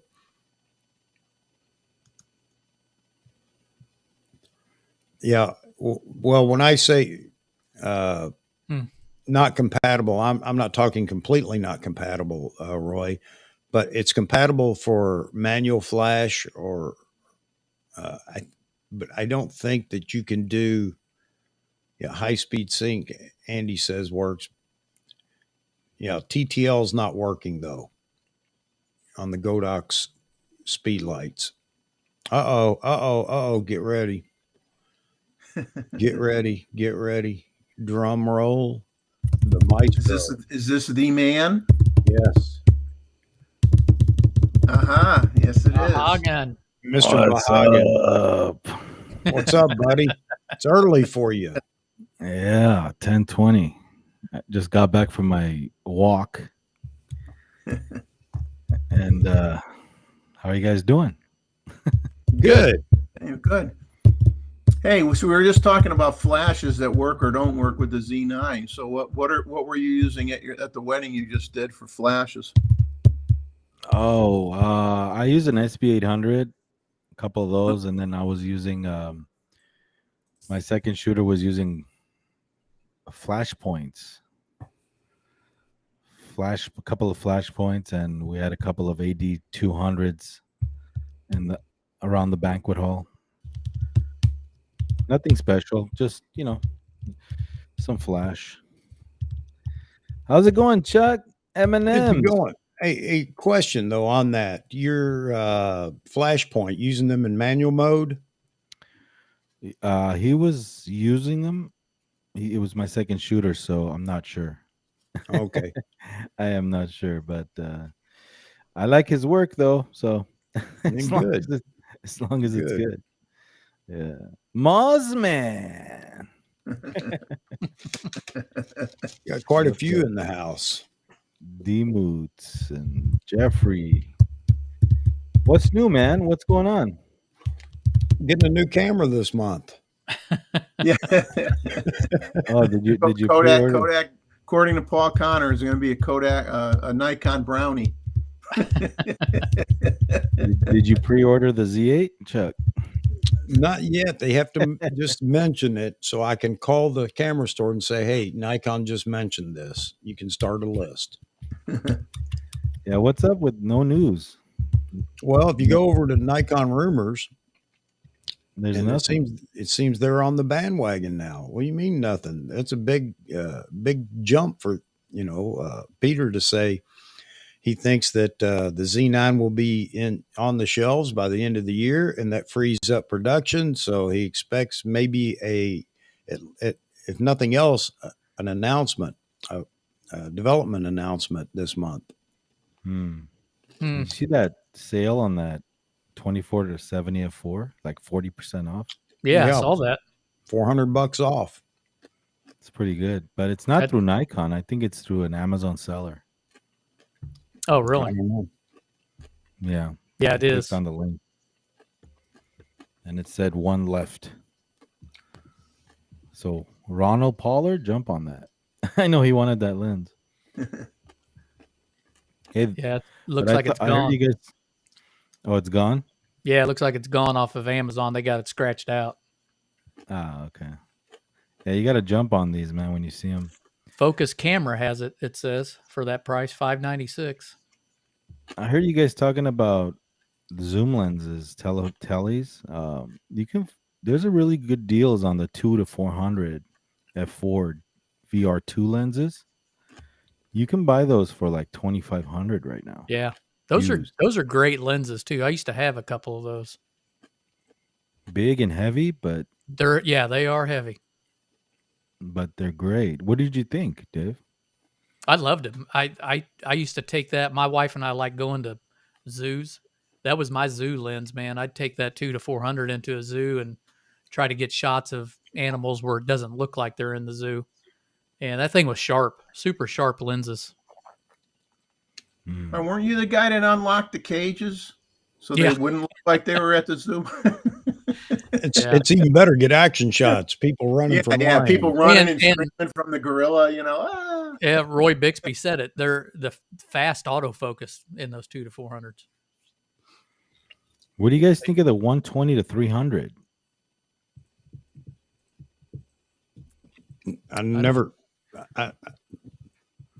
You're talking about lenses I could never afford. Honestly, I never knew Nikon actually made that lens. I found out through Frono's Photo that lens even exists. You know, Sigma had a 120 to 400, didn't they? Or 120 to 300. Yeah, I don't know what it was. The big green monster Yeah. weighed That's a a ton. $10,000 Nikon lens for a 120 to 300. $10,000. Yeah. I'd rather get the 180. I'd rather get the what is it? I mean, the 180 to 400. You might as well buy Yeah. that. Yeah. yeah. Because it's got the built-in telly. Oh, that's right. Z-Wade and Z-Wade Photo. The Z-Wade photo. The Z-Wade. All right, I got to run to the boys' room. You guys carry on. I'll be right back. Jeffrey Neville. All right, Mr. B&H back there. Okay, I would like one of those and one of those. I don't have my lights on today in my cabinet, though. I got lazy. I didn't turn the lights on. Can I get the 5-finger discount? My friend, we could work out something. My friend. Friend. Yeah. So how was it with Mozman? Oh, it was a pleasure seeing him again. I mean, unfortunately, I was getting over just getting off of crutches with a sprained ankle, and then we had the hurricane come, and I got a little bit of roof damage, so I had to take care of the house. But we weren't able to shoot, as it turns out. I'm going out tomorrow, but a lot of the areas down here, I mean, we got piers that got wiped out. We got the boardwalk in the park that I go to where I was shooting for the last couple months at the state park. That got totally destroyed. That'll be years before that gets fixed again. The park's in really, really bad shape. I mean, sand dunes are now gone. The water from the ocean came in. Flooded parking lots went up to the gift shop. I mean, you needed a boat to get around in that park when that storm hit, and a lot of damage. So I'm probably going to be taking pictures of some of the damage when I go there. Supposedly they're going to open up tomorrow. So my friend and I are going to go and get some pictures of what's left of the place. I don't know if the birds are going to be there or they're going to leave. I don't know. It was really bad. I saw some really horrific pictures of the park. So I That's told my right. wife I may have to shoot different subjects. So I suggested nude photography, but that didn't go over too well. Yeah. Hey, that's right. Ian passed through you guys, huh? So you guys are Yeah. good? Everything's good over there as far as you guys go? Yeah, we just had a little roof damage, which we were lucky. Well, I guess I'll call it lucky. We had a company driving by with their truck, and a respected roofing company that came through. But we got the, as they call it, the hurricane markup, of course. But it was more important to get the roof fixed, so I got it fixed. But And it rained that same day, so you got lucky. yeah, well, that was what I was worrying about because it lifted up my ridge vent on the corner of the roof, and it ripped off some shingles and the paper underneath. So I had exposed wood. So I was worried about what if it rained some more, water would get in the house, ruin my ceilings, and be dealing with all that stuff. And luckily, I got it fixed before it got to that point. But a lot of damage down here, though. A lot of piers that just got fixed got re-damaged again. I mean, it's awful. Well, Nothing like Florida, but bad. Yeah, but well, I'm glad nothing serious happened, around where you were. But yeah, hey, look at D-Moots' backdrop there. You got some new eye candy there behind you. He's styling, and he's got Pretty new much candy all the old. too. He actually has real candy too. Look at this. Look at See what this. Chuck did? Look at that. Oh, dark chocolate. Yeah. Dark chocolate, baby. Yeah, I know that. I know that color. Hey, that bag matches your color in the back. Yeah, sure does. It's cool. But yeah, that looks really nice back there. We got a little plant Thank you. going with the Nikons. Nikons, yeah. Hey, Michael McDermott. Hey, brother, I was around your area a couple days ago. There was an air show. Badass air show, man. With fighter jets and wow. I wish I had my camera set up. I was passing by and all of a sudden I hear this loud noise. It's crazy, man. 5 fighter jets passing overhead. It's like, damn, man. Nothing like it. So that was a good show. Let's see. Yeah. It was a good one. Wish I had my 600 with me. Take some nice shots. What 600 do you have? Is it the FL? The FL. Yep. Boy, that's a sweet lens. Yeah, that's my lens, man. That's my pride and joy, man. Great lens. It's not even that heavy, actually. No, it's really not. Yeah. Great lens. Wish I still had mine. Why'd you get rid of it? Because I got rid of it in preparation for the 400 2.8. So, because, 560 at f4 is going to be pretty good. It's going to be good enough for what I do. And then I have the flexibility of 400 2.8 when I'm shooting elk and moose and all that stuff. That's cool. Early morning hours. Yeah, that's Chuck's lens. That's Chuck's stream lens. What's that? The 600 FL. Yeah, that's my dream lens. But I think I'm just going to opt buying the new S line. If I were to sold that lens to Bayou Josh, he would never have switched to Sony, according to him. Probably. He probably would not. According to him, because he asked me, he goes, "Hey, man, would you want to sell it to me?" And I'm like, I'll give you $1,000 more than what you paid. I'm like, man, no way. See, Sony should be helping you out now because you converted somebody. Yeah. Where is that guy, man? Still no word out of him. I emailed him a couple weeks ago. I sent an invitation to him for Saturday night's photo review, but just to see if he wanted to join us.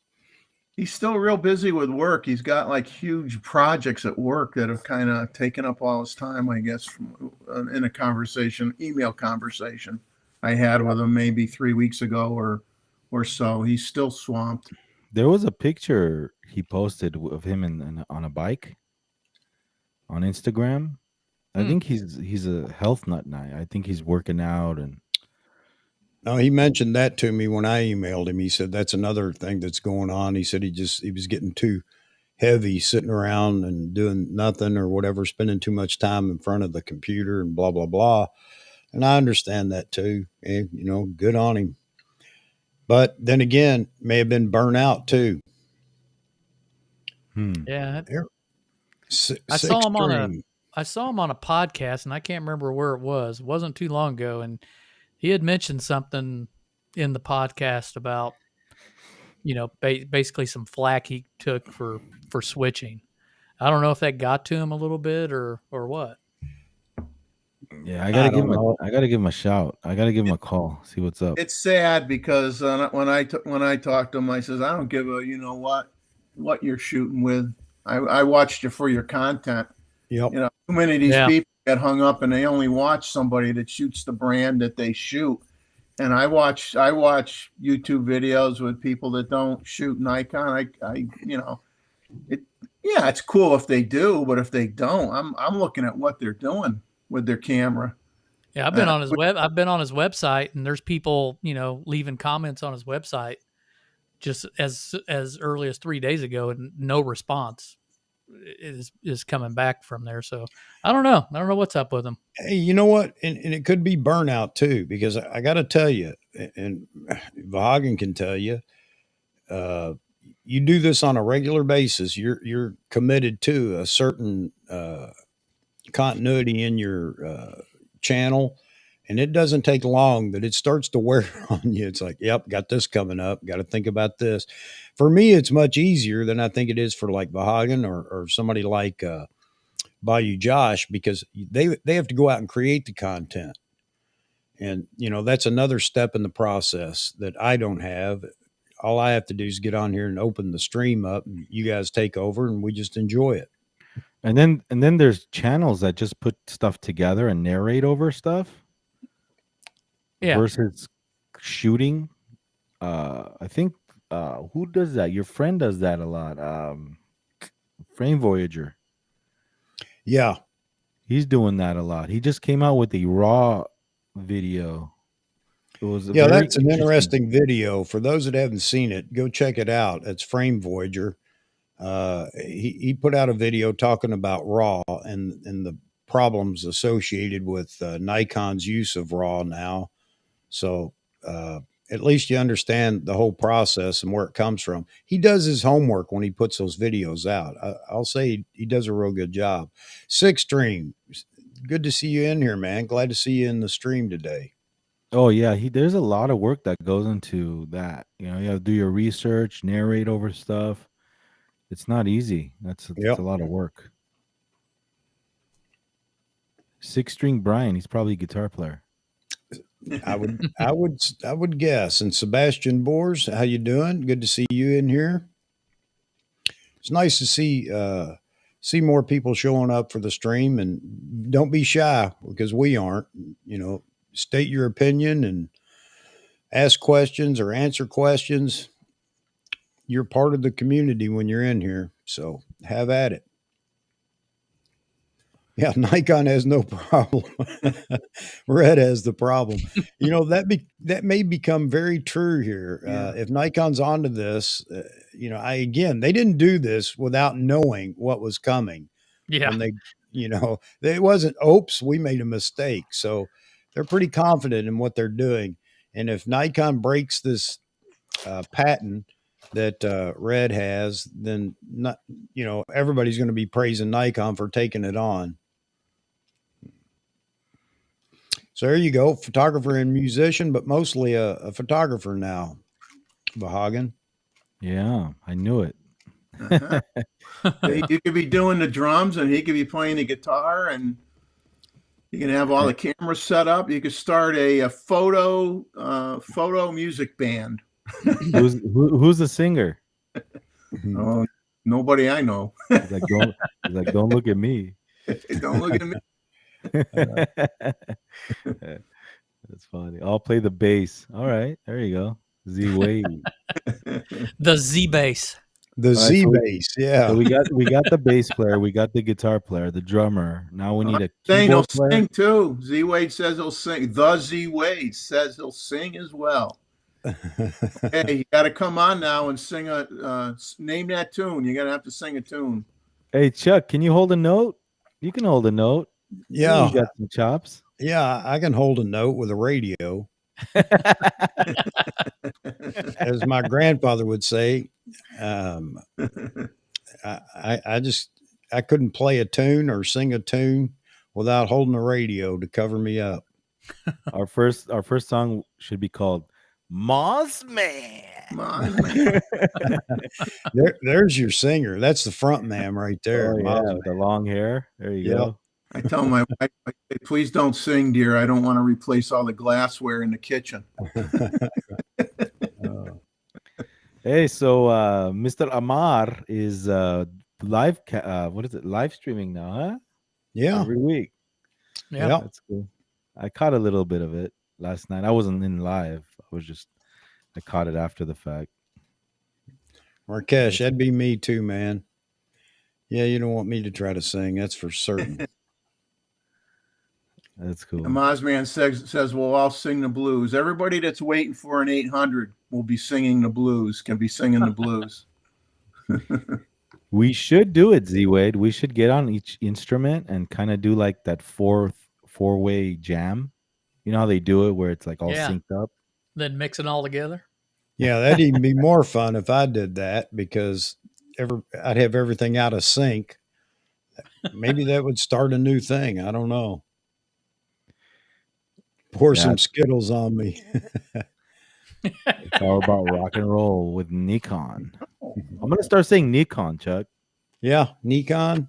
The other day I got an earful from someone. It's not Nikon, it's Nikon. I'm like, all right. Well, then it's not Z, it's Z also. Nikon. There you Mozman's go. gonna play the cowbell. I always thought when you learned your vowels is A-E-I-O-U and sometimes Y. So Nikon is correct. More cowbell, more cowbell. Mosman, how about the tambourine? Mr. Tambourine Man. Remember that song? So, Chuck, I think first we're going to see something. I think we're going to see the Z8 in 2023, but I think we're also going to see an APS-C, man, to be honest with you. Why do you say that? Because look at what the market is doing right now. Look at what Canon has come out with. And, they came out with a R7 pretty much with autofocus. I guess according to Amar, it's better than the R3. But yeah, I love Amar, but I'm not buying that. I'm not buying that either. I mean, the R3 is. I'm like, have you used the R3? Oh yeah, I played with it. Yeah. Oh man. Yeah. So you know what? I know a lot of people have been saying that. Vahagan. That's why I asked, why do you say it? Because a lot of people seem to be saying that as well. I think it again, I re-established the order, a few weeks ago based on everything that I'm seeing too and what people want. I'm not talking about what the influencers are saying or the talking heads or the fanboys over in the forums. But I do agree that a Z6III might be the better choice right now to get the lower price model out. I think the Z8, and I think you agree, and most others do, the Z8's been in development since the Z9. There's no doubt in my mind. Why they chose to go the Z9 route first, I don't know. But so the Z6III would be something I wouldn't, it wouldn't shock me if this month Nikon announces the Z6III. Yeah, but that thing's going to be $2,500. I don't think it's going to be $1,999. Maybe, and I'm not going down that path either. I'm bolder, than most people.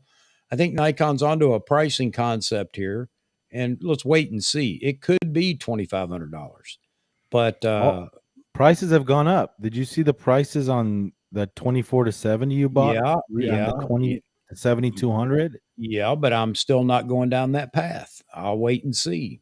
And again, if I'm wrong, I'm wrong. But I don't know. I wouldn't make a bet. Let's put it this way: I wouldn't make a bet that it's going to be $2,500. Mm, I'll wait and see. yeah, well, For what, a Z6III? Yeah, yep, I think so. it I could don't know. be. I think Nikon's definitely got a. They're going to answer Canon's R7 with something. I just don't know when. Well, That's what the I'm saying. Z90 is a lower probability in my thinking. It is a possibility, but again, guys, it does not fill the team, and Nikon has to understand that by now. I mean, my voice is stuck in their ears after all the ranting I've been doing, and it's not because of my ranting, but because that's what people want. I think that they got to fill this team before they go to the APS-C sensor camera. And you mean fill it as in like a $3,500 camera? Well, they have Something to like at that. least get one of the remaining three cameras for the team out. Whether it's a Z8, Z6III, Z7III, that's got to come before. In my opinion, has to come before the Z90. Let's call it, because that camera will sell. But how many people think that the Z90 will outsell a Z6III or a Z7III or a Z8? I mean, Yeah, honestly, probably not. Yeah. no. No, not at all. Uh, and how many people are actually going to buy it that say right now they would buy it if it came out? There will be some that will, Z500 or D500 holdouts that are definitely going to buy it. But that's not the camera the majority are waiting for. And I guess that's my point. Yeah, People have been I waiting agree for a with that. camera that compares to the Z9, not completely, but has this new autofocus, if nothing else, has this new autofocus in it. And that's the camera that people are wanting. They wanted the Z9, but they couldn't afford it or just didn't want that big body. They're ready to buy a camera that has this new tech in it, and I don't think that's the Z90, if you will. So do you So think a Z6III is going to be same 24 megapixels, or no, you think they're going to increase that? I think it's going to increase because Nikon specifically stated there will be no more 24 megapixel cameras, at least in the prosumer level cameras. Maybe they'll stick with that in the lower echelon APS-C Entry. cameras. Yeah. Yeah, but Now, they he- made the statement. So now here's the thing. Can you hear me, Chuck? Oh yeah. Yeah, yeah, we hear you. Here's the thing, man. Like I'm looking at the R3 not being in stock as well. And I'm looking at what's going on, and not to touch on the subject, but I think a lot has to do with what's going on in the world right now. There's a lot of craziness going on, and it's affecting the camera manufacturers. A lot of stuff can happen by the end of the year, and China's not doing too hot right now as well. Yeah. And the economy is oh, the economy. I filled up gas yesterday, 6.89 a gallon. Ugh. Jeez. California. Yeah. So there's a lot of stuff going on, and with all this craziness with the war, and we'll see what happens, man. Yeah, But ordinary filmmaker. Simon just put out a video. Again, I encourage you guys to go watch it. It gets a little more in depth than some other stuff, but it talks about camera sales are up. Not by much, but they're up. Wouldn't they be down with all these predicted dilemmas with supply and everything else? Wouldn't they be down? Why are they up, even if it's just a little bit? So again, I've not bought into that whole thing about supply issues and everything else. Yada. I know that affects things, but it's not as bad as everybody wants. And it's not Nikon. Nikon just says, yeah, they're having some issues with supply. They mentioned it once or twice, but yet new cameras are being announced. New lenses are being announced. So, I don't know how much it's affecting it. It's probably not like it was in 2019, obviously, but it's funny. And how are people making it? And then we want to blame COVID and then other things that have caused the economy to tank, but people still seem to have friggin' money to spend. I think a lot of it is being charged. I think a lot of it is Could be. savings.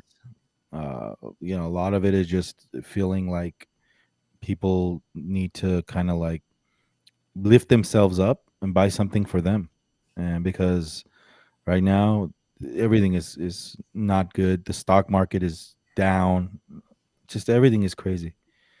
No, I So agree. Yeah. I agree. But, sometimes you Well, just have a gut feeling. It doesn't mean people you're spent always right. people spent 2 years, basically in their house, not doing much, and now that things have lifted and things are better on that front, people want to get out and spend money. Hey, I need to address this comment from one of our chat room guests. You can Wait a minute. Leica. no, you can have that right now. All you have to do is go buy a Nikon. That's an easy answer. yeah. So, again, I just put out a video. I mean, I just put out a podcast talking about photographers need to raise their rates because the cost of living is not adding up to what we're making. Yeah. And we just need to raise rates and stick first, stand pat. If they don't want to hire you, move on, because look, you're killing the market where when you're accepting jobs at lower than what you're worth, and it's time for photographers to make a living, an actual living, man. It's not enough. It's not enough to just pay the bills and get by. Hey, Amar, it's easy. That's the thing about Nikon. Unlike Canon or Sony or Fuji, any camera you buy, Nikon is the perfect camera. Okay, just it doesn't matter which model. Oh, he's gonna call up any minute now. I'm waiting. Amar, did you? I think he heard us talking about him. Yeah. I said Leica 3 times. That usually gets him going and usually calls in, I Hey, told him it's the Z30. I'll say one more thing, Chuck, and I won't mention this, but hey, I gotta say this, man. They're talking about nuclear. We're done. Yeah, We're well, done. We're you don't done. want to get me in that conversation. God's in control of that, buddy. You don't have to worry. Yeah. Well, So anyway, yeah, we'll move on they from can that. talk. They can talk all they want. That's fine. Wow. Too many people out there have nukes now, so for Yeah. anyone to play that game would be the wrong game to play. I'll just leave it at that. Yeah, I mean, trouble is you play that hand and then it gets then the other guy plays his hand and then that's it for everybody.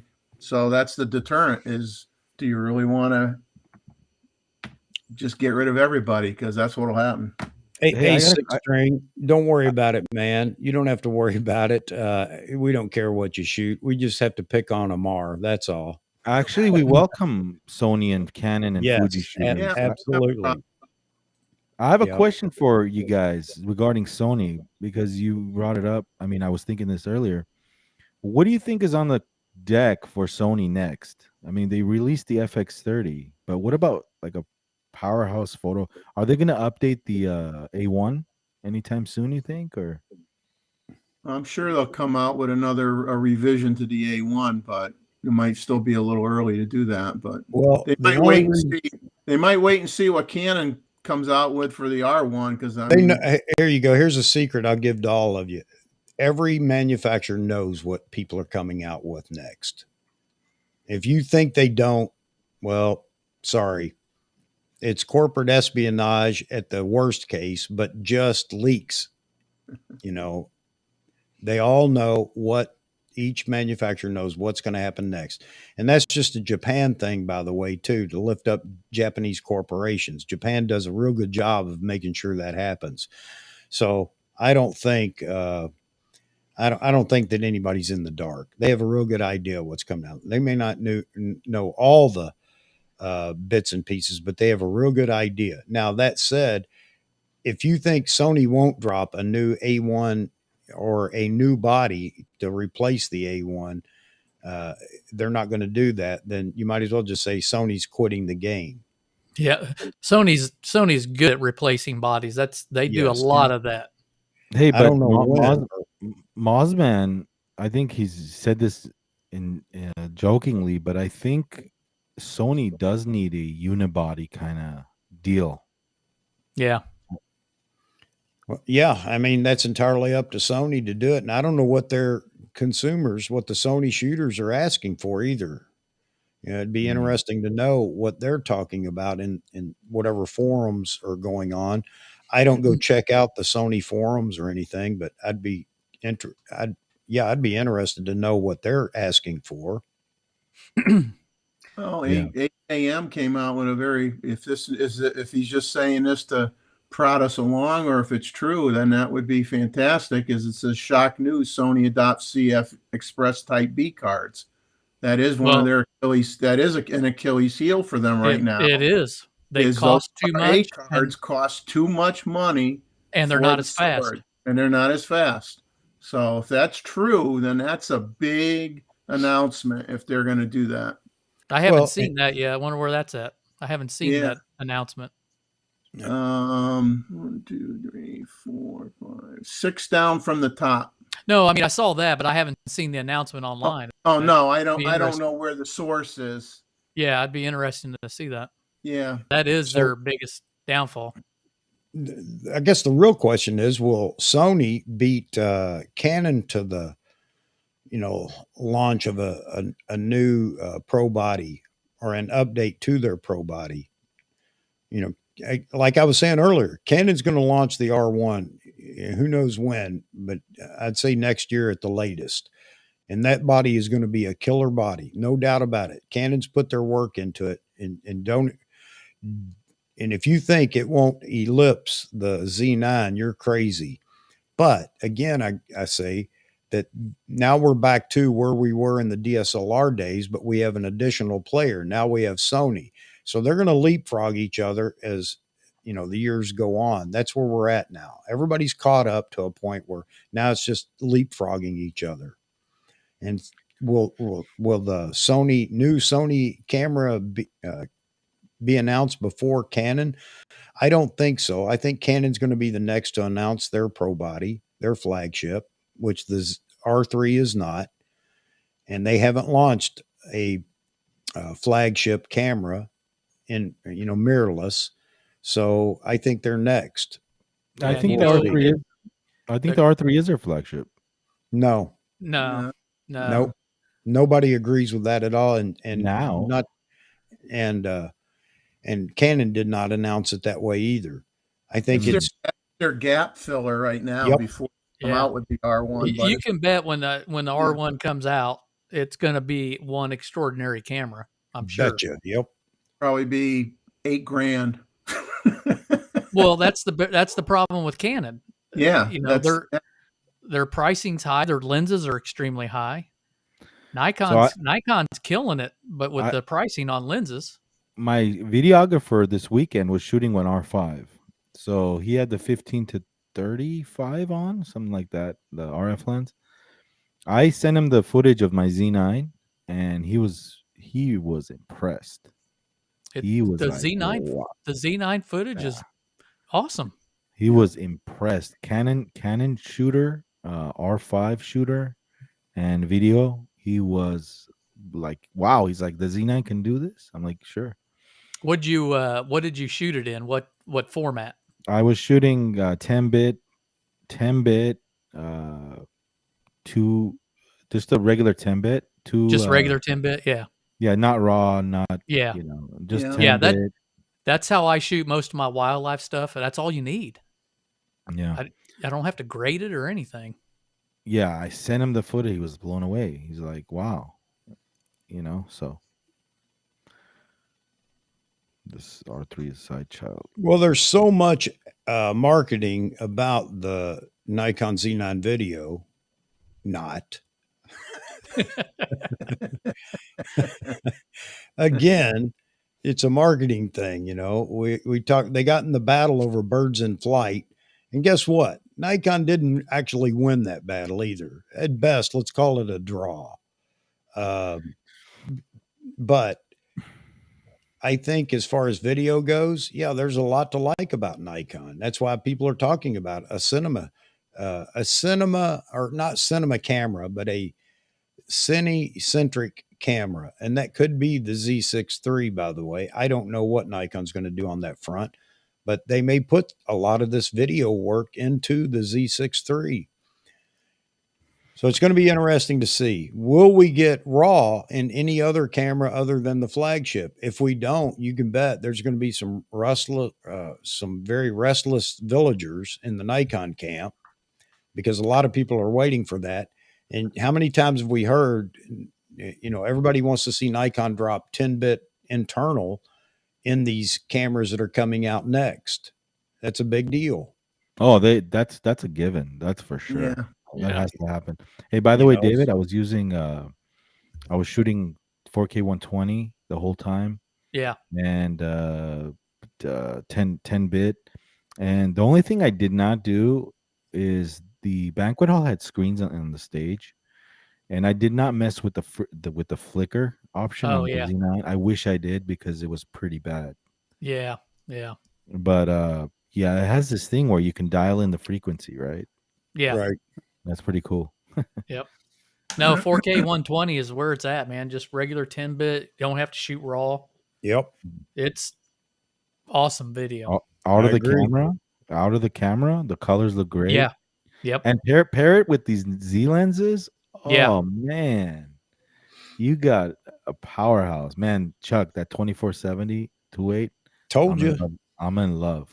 I Seriously. told you that's why that was the first one I bought. I wasn't as interested in the 70 to 200 as I was the 24 to 70 because that's my go-to lens anyway. And I agree with you. It's a fantastic lens. Yeah. The only thing is people are complaining about how when you zoom in, it distracts. It's not internal, but that's not really a big deal. It doesn't come out that far in Well, front. it's just like the F mount was. And Mm. everybody else's 24 to 70, I believe, has that. Has minor external zoom. Yeah. Yeah. Greg That's asked pretty what much the software. same as everybody else. Yeah. Greg, I'm using Final Cut. If that's what you're asking. Yeah. I'm using DaVinci Resolve, Whoa. and I'm on a PC. And I use Final Cut with my Mac Studio.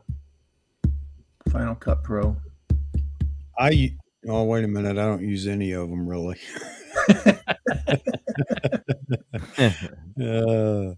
So Sebastian's saying that prices are very different around the world, but it's interesting. He says in Poland, the Z9 is the same price as the R3. Nikon lenses are a bit more expensive. That's interesting. Yeah. I wonder if you guys have a VAT or some form of tax like the VAT. I think that has a lot to do with some of the pricing often. Hmm. Man. So again, October's here, Nikon. We're waiting. We're ready. Drop it on us. Even if it's a developmental announcement, we can live with that. But we need to know that somebody in headquarters still has a pulse. Okay. Somebody over there still has a pulse and is ready to.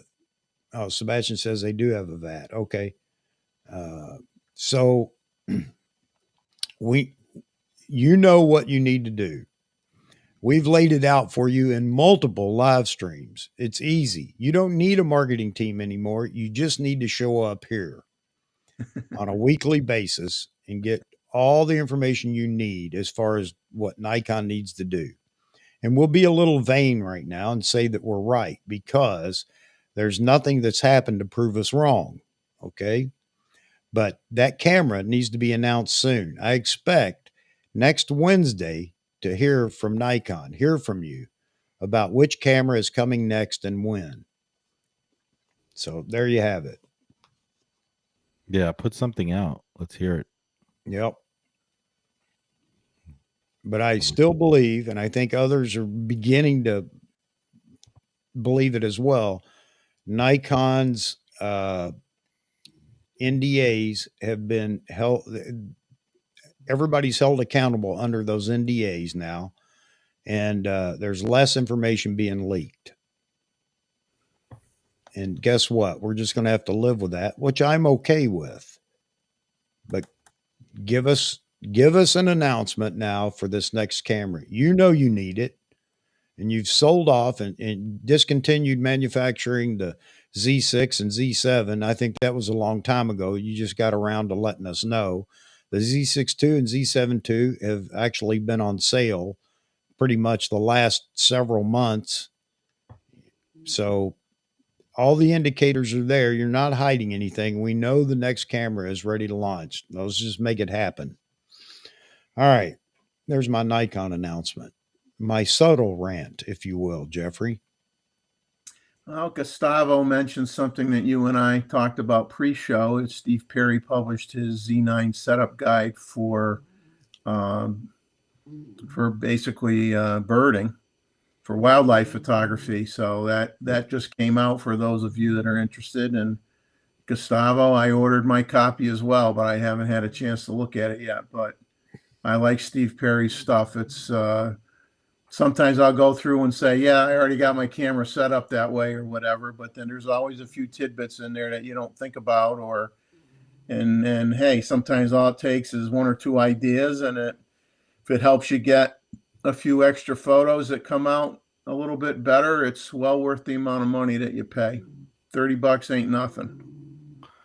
Yeah. Hey, I got a question for you guys. Since all you guys are on here on the screen are on YouTube, and the chat too. I want your feedback too. What do you guys think of a join button on YouTube?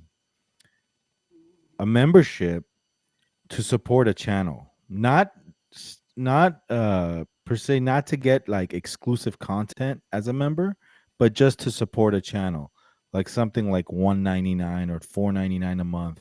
What do you guys think of that idea?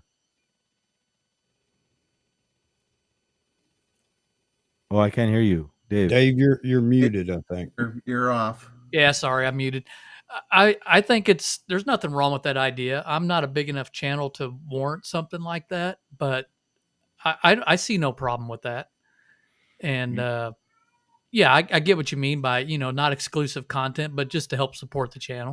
Check this out, because I was talking to Will from Monochrome Memoirs, and he said if we can do that where every subscriber donates $1 to the channel a month, we can do away with these sponsorships. Yeah. We could do away with Squarespace and all these bombarded with all these advertisements, because imagine if you have, let's say, 25,000 subscribers and mostly everybody donates $1, you can make a living and create great content with that. Yeah, you could. Yeah. Now I wonder if YouTube has restrictions as to, well, like some people, like I think right now that the guy in Canada there that we were just talking about a little while ago, Simon, I think has different tier levels where you pay for, well, like you said, you pay for a little extra content, or you get the video sooner or something like that. But yeah, I'm sure YouTube would probably say you still got to have a minimum subscriber base in order for us to let you monetize, self-monetize your channel. Somebody little like me, I'm sure I wouldn't be able to do anything like that, nor would I. Well, you can't. Yeah, you nor can't would even I make any money from it either. You can't even monetize until you get 1,000 subscribers. Right, you got to have and 1,000. You have to have so many views as well. Yeah. Once I mean, Chuck's almost there, Dave, you're almost there too, but once you do that, I mean, it's just something to think about. I just wonder what the viewers will think of that. Because look, I'm not a big fan of asking for coffee fund. Yeah. I think that's not me. Hey man, it's time to donate. You know what I mean? Yeah, no, but I think if you're producing good content that people are watching you for, you're gonna have subscribers that would pay. Especially if it's a small amount. I'm So, Vahagan, you remember what I said to you yesterday, right? About the channel memberships. So I did that. I did that 3-tier thing, right? You know, the bronze, gold, all of that. And I got like two different people say very similar things. It's like, well, we don't want it where, we don't have the same level of access to you as other people do because they're paying a little more. And I'm sitting there thinking about that for a second. I'm like, you know what? You're absolutely right. Let's just keep the access open like it is now. And it's Mhm. just one price. If you want to support the channel, fine. If you don't, Yeah. that's perfectly fine too. So I just changed it, Yeah. and YouTube approved it like within minutes. They didn't even take time to even think about it, what I was doing. You have to get all these approved, by the way. And then once you set the price, you can't change it. You have to delete it. It has to like disappear. So it's pretty strict around sort of what you can do. But I don't know how many people have signed up to it. I haven't even looked at it, but or donated to it, or contributed. It's not so much for the money; it's more for like live streams like this, Chuck. When you yeah, when you have so many people commenting, it's really hard when you have a member that does it or someone that contributes. It pops up with like a little icon or something that this is right. actually a member. So then you sort of pick those, and as you grow and get bigger, it makes it easier to be able to respond to those things. So Yeah, By the I way, could see something like that, later on down the road for all those that are dedicated fans and, because you're right. Even now, it's difficult to make sure everybody gets their question answered or gets their comment up or Mhm. discussed or whatever. And I actually worry about that down the road. I think it becomes a lot less personal, meaning, the chat, Right. it's just moving so fast. So, I don't know how I'm going to react to that, but I think I got plenty of time to worry about it. So, hey, by the way, hello, Amar.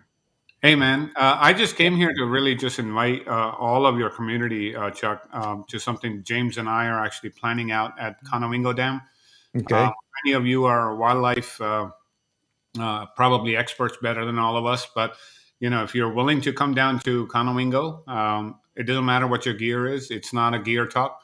It's more about just hanging out and being able to just enjoy nature and being able to enjoy the birds that we actually photograph. And I think we're planning that in about a month when the activity down there starts to really pick up. Once it Uh, gets cold, baby. yeah, it's going to be exciting. So if you're in the area, if you're in the Washington D.C. area, even New York, I've got a couple of people from my channel that are willing to come down, drive down from New York to be a part of it. Because people come from all over the world just to see that. It's a very incredible sight when you see that many eagles in front of you. Uh, so sometimes I always joke around with James when we're on the phone. It's like it's not that Mark Smith's any good. It's just when you have 100 eagles in front of you, it doesn't take a lot to get a good shot because they're right there. It's all happening right there, Yeah. right? So you got Yeah, to he be in the has them right all place. Right? diving in the ocean right in front of him, and you could have an It eye makes it patch easier. on one eye, and you're going to get them. Yeah, it makes it much easier. Absolutely Yeah. correct. Yeah. So, but we want to go out. We want to have fun, and we probably want to actually send a picture of about $50 million worth of just white and black lenses. And I'm not kidding. It's more white and black lenses there than there are actually at the NFL. It's not even funny. It's like miles of this stuff, and they're all like 400 and 600s everywhere. It's an incredible sight to see. So if anyone wants to join, get with Chuck, and then he can definitely let you know how to get in touch with me, or come to our channel. Just leave a message that you're interested, and we'll Okay. get you the So details. where is Conowingo Dam at? It's a CONO. I'll type it in here. That's in Darlington, Maryland. It's at the Maryland Delaware border. Okay, and that's what It's I was on getting at. the Susquehanna River. That's what I was getting at. So anybody that didn't know where it was, if they're in the vicinity and may want to join, at least now they know that how far it is or whatever. How far of a drive is that from New York, Manhattan? 2.5, 3 hours from New York. Okay. Yeah, it's about an hour and a half from where I am, which is like right outside of DC. So it's by the Delaware border, literally, on the Susquehanna River. Have you shot there already, Amar? Yeah, and that's where you saw Scott Sessions, that was on my channel. Oh yeah. That's how he actually found me through there, because I had taken last time I was up there the R7 up there, and then he found it and he went down there, and that's how we connected. So yeah, it's a really cool place to go. A lot of people to hang out. You get to actually just talk to people too, people that live there that really appreciate what's there. Um, Yeah, I've but if seen you have, videos of it. It's always packed. yeah, especially in peak season, it's tough. Yeah. And don't bring a expensive car over there, because those vultures will get on top of it, and will scratch it up. Yeah. And it's a wild bird, so you Leave can't your blame them. Benz at home. What's that? You said don't bring an expensive car. Is that Yeah, what you said?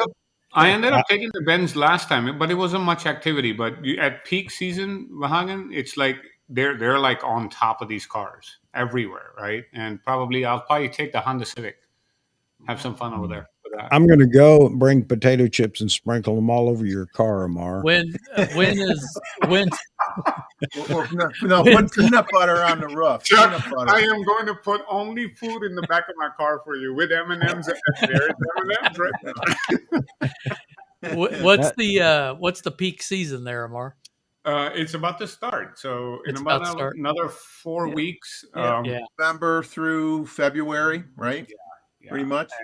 November, December is really happening. And if we get like a good rain or not rain, snow or ice storm, then it really is icing on the cake, because they love that. Eagles love the cold weather, Yeah. to really get into the water and do their thing. Pretty incredible.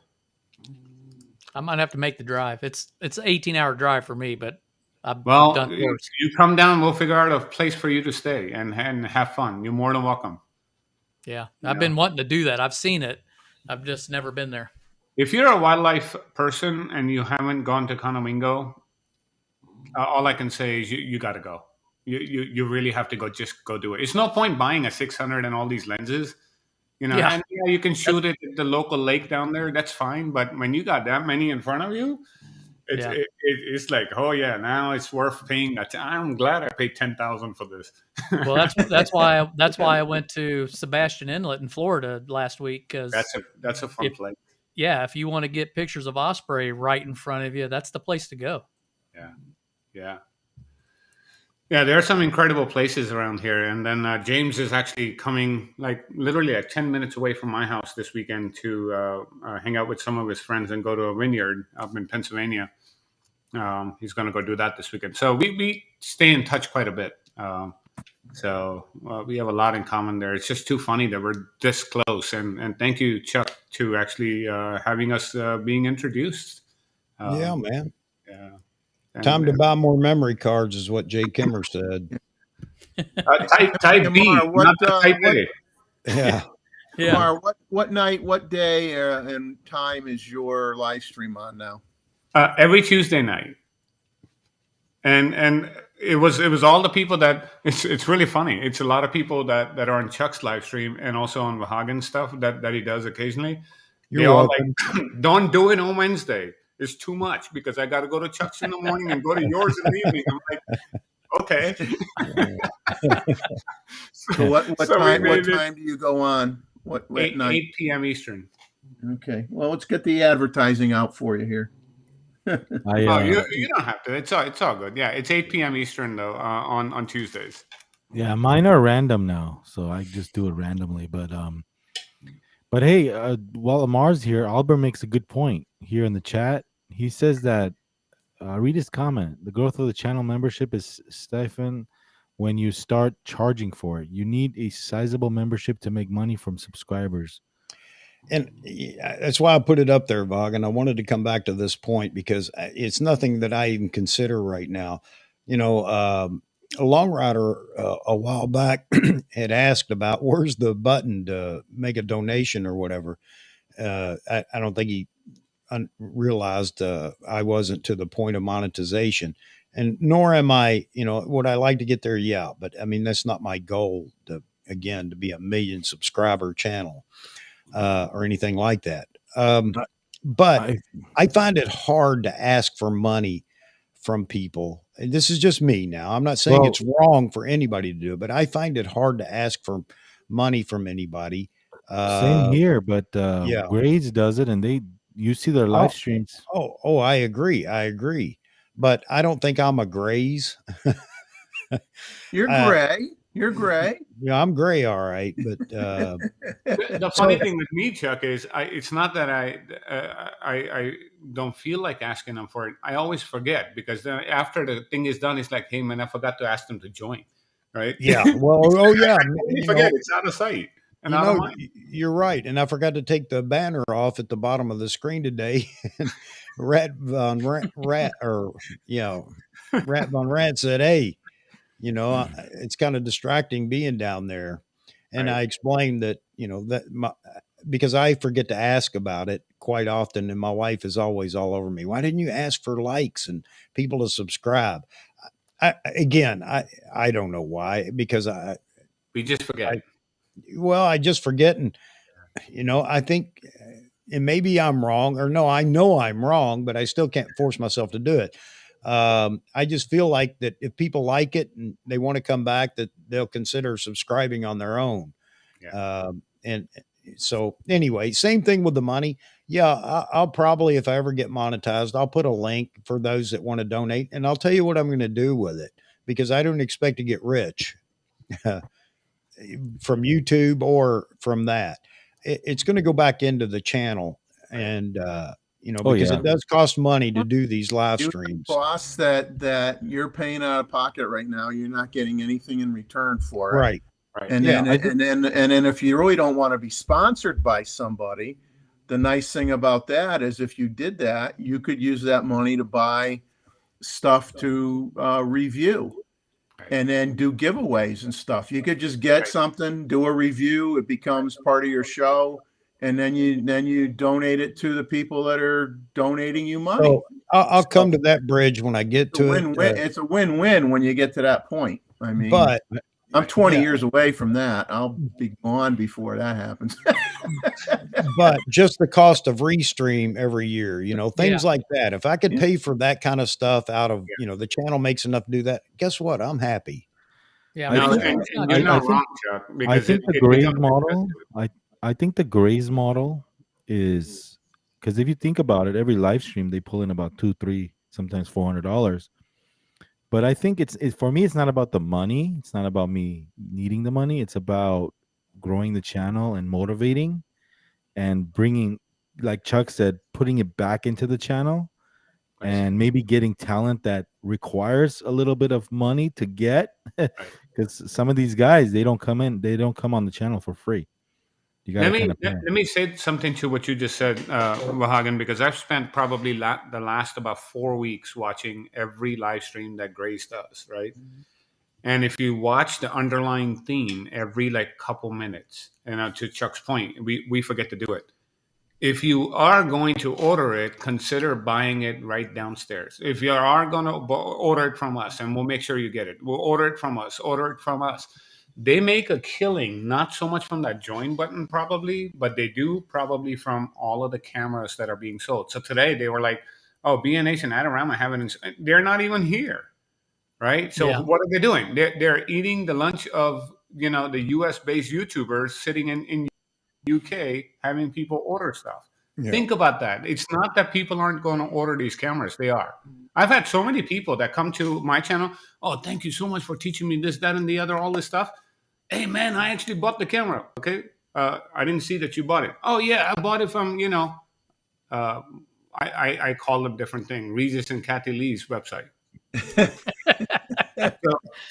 And I'm like, really? So you come here to get educated, yet you go and buy it there because someone has 1 million subscribers, so you feel a little bit more secure that Amazon. Are you talking about the affiliate links? Yeah, the affiliate links. Yeah. That's right. Okay. Yeah. So it's Well, the same principle.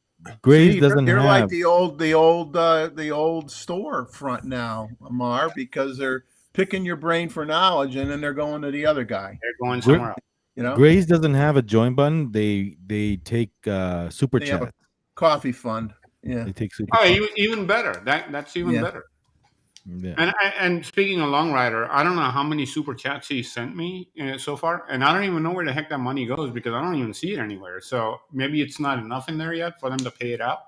But No, I think it's added to your total. It's added to your total revenue. Oh, is it?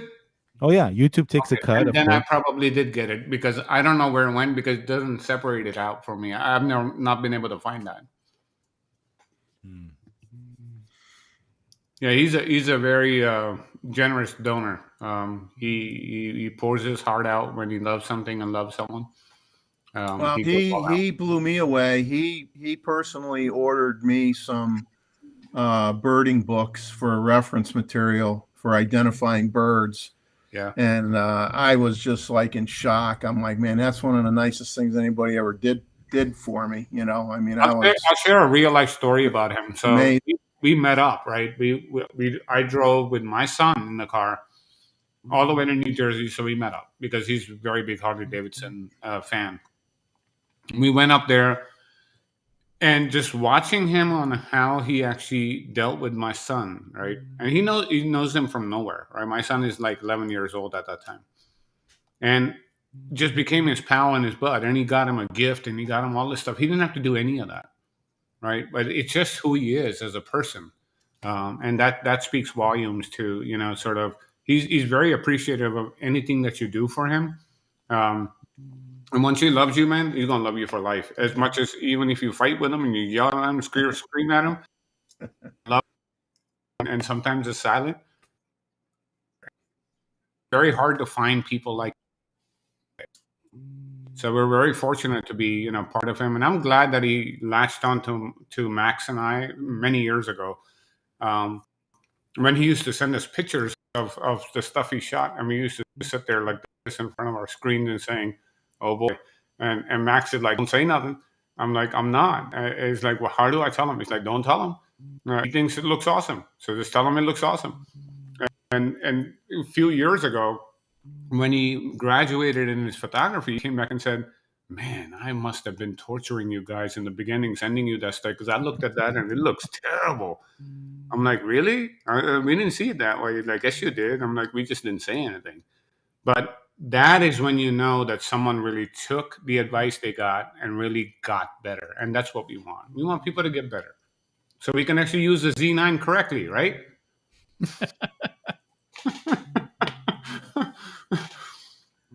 So why do you guys not talk about the Z5? I mean, Ron was like, he loves the Z5. What's the deal?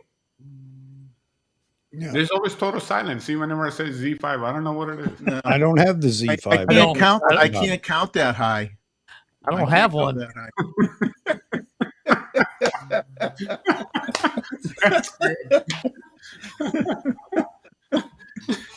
Wait a minute. Okay. Z5. We're good. Hello, James. Good to see you in here. J Rod Photography joined Is he us. in? Yep. Hey, Awesome. here he is. Yep. Hey, Albert, that's a good way of looking at it too. And again, I'm gonna cross that bridge when I get to it. But like I said, I'm not here to make a living at this. However, if there was just enough to, pay for all the incidentals to live streaming, I'd be happy with that. I'm happy with it without it, but I'd be real happy if, I could take care of those little things. That'd be great. I got Cover the M&M costs, man. You got to cover those M&M costs. M&M Well, costs. I can't pass my addiction on to my viewers. Well, hey, we could be like your counseling. We'll be contributing so you could get help for your M&M problem. There it You know. goes. It's already spreading. It's spreading. Well, the first thing to healing is acknowledging you have a problem, which I don't. As I reach in the bag,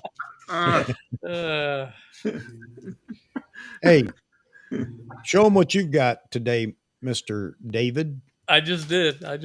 Oh, did you? Okay. Yeah. That's why it's spreading. He went to the dark side, though. He's got. I'm on the dark side, though. Yeah. He's on the dark side of the force. I'm a bad influence. Oh, buddy. So Jeffrey, do you shoot a Z9? Is that what you shoot? Yes, I do. Yeah. Yes, I Okay. That's very cool. It's Yes, a I- Z9 club. You should just call it the Z9 club. Z9 Club. Yeah. Z as in like Z, like we're all falling asleep. Z9 Club. So Michael McDermott made a comment. Nobody loves the Z50, and John Young's here to set him straight. John, yeah, he was there last night too. It's a trip. Oh, that's great. You guys are characters. I love it. I think I'm gonna get an R3 before Amar does. I think you should. I really think you should, because I really would love to get it into your hands, and then you can live with it, and then I'll get the R1. Then we'll just call it even. All right, I'm good with the R3. Oh, Joe, man, I hate to hear that, brother. Oh no. But yeah, you make a great point, Amar, and you know, having that join button just for donations, that's great. And you don't have to donate. You just whatever people Yeah, if feel you like want it. to. Yeah. Yeah. So that's I just great. tell people, look, it's same thing like Chuck said, right? Restream, I'm going to be straight out, right? It's like $300 to $400 a year. Story blocks is $400, $450 a year, right? You start adding up stuff, right? Fast. Lightroom, the whole package, this, that. You're talking $600 a year. But not right? only that, though, with me, it's more like, okay, I'm a full-time photographer, and making videos Agreed. is like, Agreed. you know, taking time away from making a living. You have an opportunity cost there. Time Yeah. is money. Yep. That's So right. it's like That's it's a motivation factor too, you know. Yeah. And But what for me, Grace it's is not, doing, it's not so great. much the money. It's more about like what Chuck said. I usually take that money back. Like I gave away one of the Canon mirrorless cameras last year. Someone won it, and I just shipped it to them. I don't use it that much anymore, you know. So it's like, you know what, I'm just going to give it away. And I bought it with my own money. It doesn't matter. But you have to. And a lot of people that watch these kind of things and watch the video. There it is. It's really spreading now. There it is. I pulled it out of his back of his head, baby. I killed Yeah, him. I have the New York limited edition one. It might be expired, but I can show Pulled you. it out of his buttocks or wherever I got it from here. I'll put it back in there. Now he's whole again. So Bahagan, I mean, I think, you know, there's no right or wrong answer in that, but it's just you have to find a delicate balance to how much time you're putting in, and you know what are people really getting out of it. Because honestly, if they really go and walk into a college, for example, and say, I'm going to go take a college course, okay, I'm going to go learn all these things. That college course is not $50, and all these things that are like $49 on there and stuff. That's all great. But a lot of them teach you only the same stuff that is sitting in a book. They're not going to teach you all the advanced techniques that a real person can teach you, like you guys do on your videos, right? Now, let me show you a little trick how to do this, how to apply this in your wedding. Like the kind of weddings you shoot, just look at what's going on in that wedding, right? I mean, you're talking about high rollers. You're not talking about people that are, again, I'm not, dismissing anyone that does anything different. You got people that are showing up in Rolls Royces, in your weddings. These people have a very different mindset. Here's the money, get the job done. They're not going to sit there and say, did you take a picture of my dog and my plant and my little flower here? They're not going to even come to you till it's all done. And, did you get everything? Great. Fantastic. Looking forward to it. No, they just they you know, they have full confidence in what we do, and they never say, hey, take a picture of this, take a picture of that, you know. The cheaper right. clients do that. The cheap clients do Yeah. that. You got it. You got it. Because How they did will we get admit here that from they broke away. donations? Yeah. Yeah. They But- just feel insecure because they're not sure whether you're going to be able to pull it off. But the ones that are paying you top dollar, they hired you for a reason, because they know you're the best and you will get it done. But I just want to get a feel for the viewers here, what they feel about restricting content if they're not members. That's the one thing I want to get a feel for. Yeah, mine actually spoke back, but yeah, absolutely, poll them on the chat and ask them, because I'm pretty sure they're going to say something similar to what I got back. Okay, so the whole donation thing, I can live with that, because one, it does, at least it allows your message or question to show up in the chat. I think that's a wonderful thing, and it's not something anybody has to do. So I can live with that. I don't know why anybody'd want to donate, but I can live with it, Yeah, no, I mean, it just makes sense. You know what I mean? It just time is money, and you take away time from your family and your photography for No, clients. for you guys, I absolutely agree with that. I'm not saying that no everybody should feel the same way I do. Don't get me wrong here. But I'm not providing anything extra. I'm not taking away from a money making opportunity or anything like that. So for you, Vahagan, or even you, Amar, if that's the case, I understand that 100%. I'm 100% supportive of that. I'm really just speaking from my own point of view here. Um, and I could deal with the donations. I think that'd be wonderful. Yeah, like a join button, 199. What are you asking for Well, a donation, Amar? For you I think join. it's set to $4.99. YouTube recommended it. I said, fine, whatever. I didn't even challenge it. That's fine. Okay.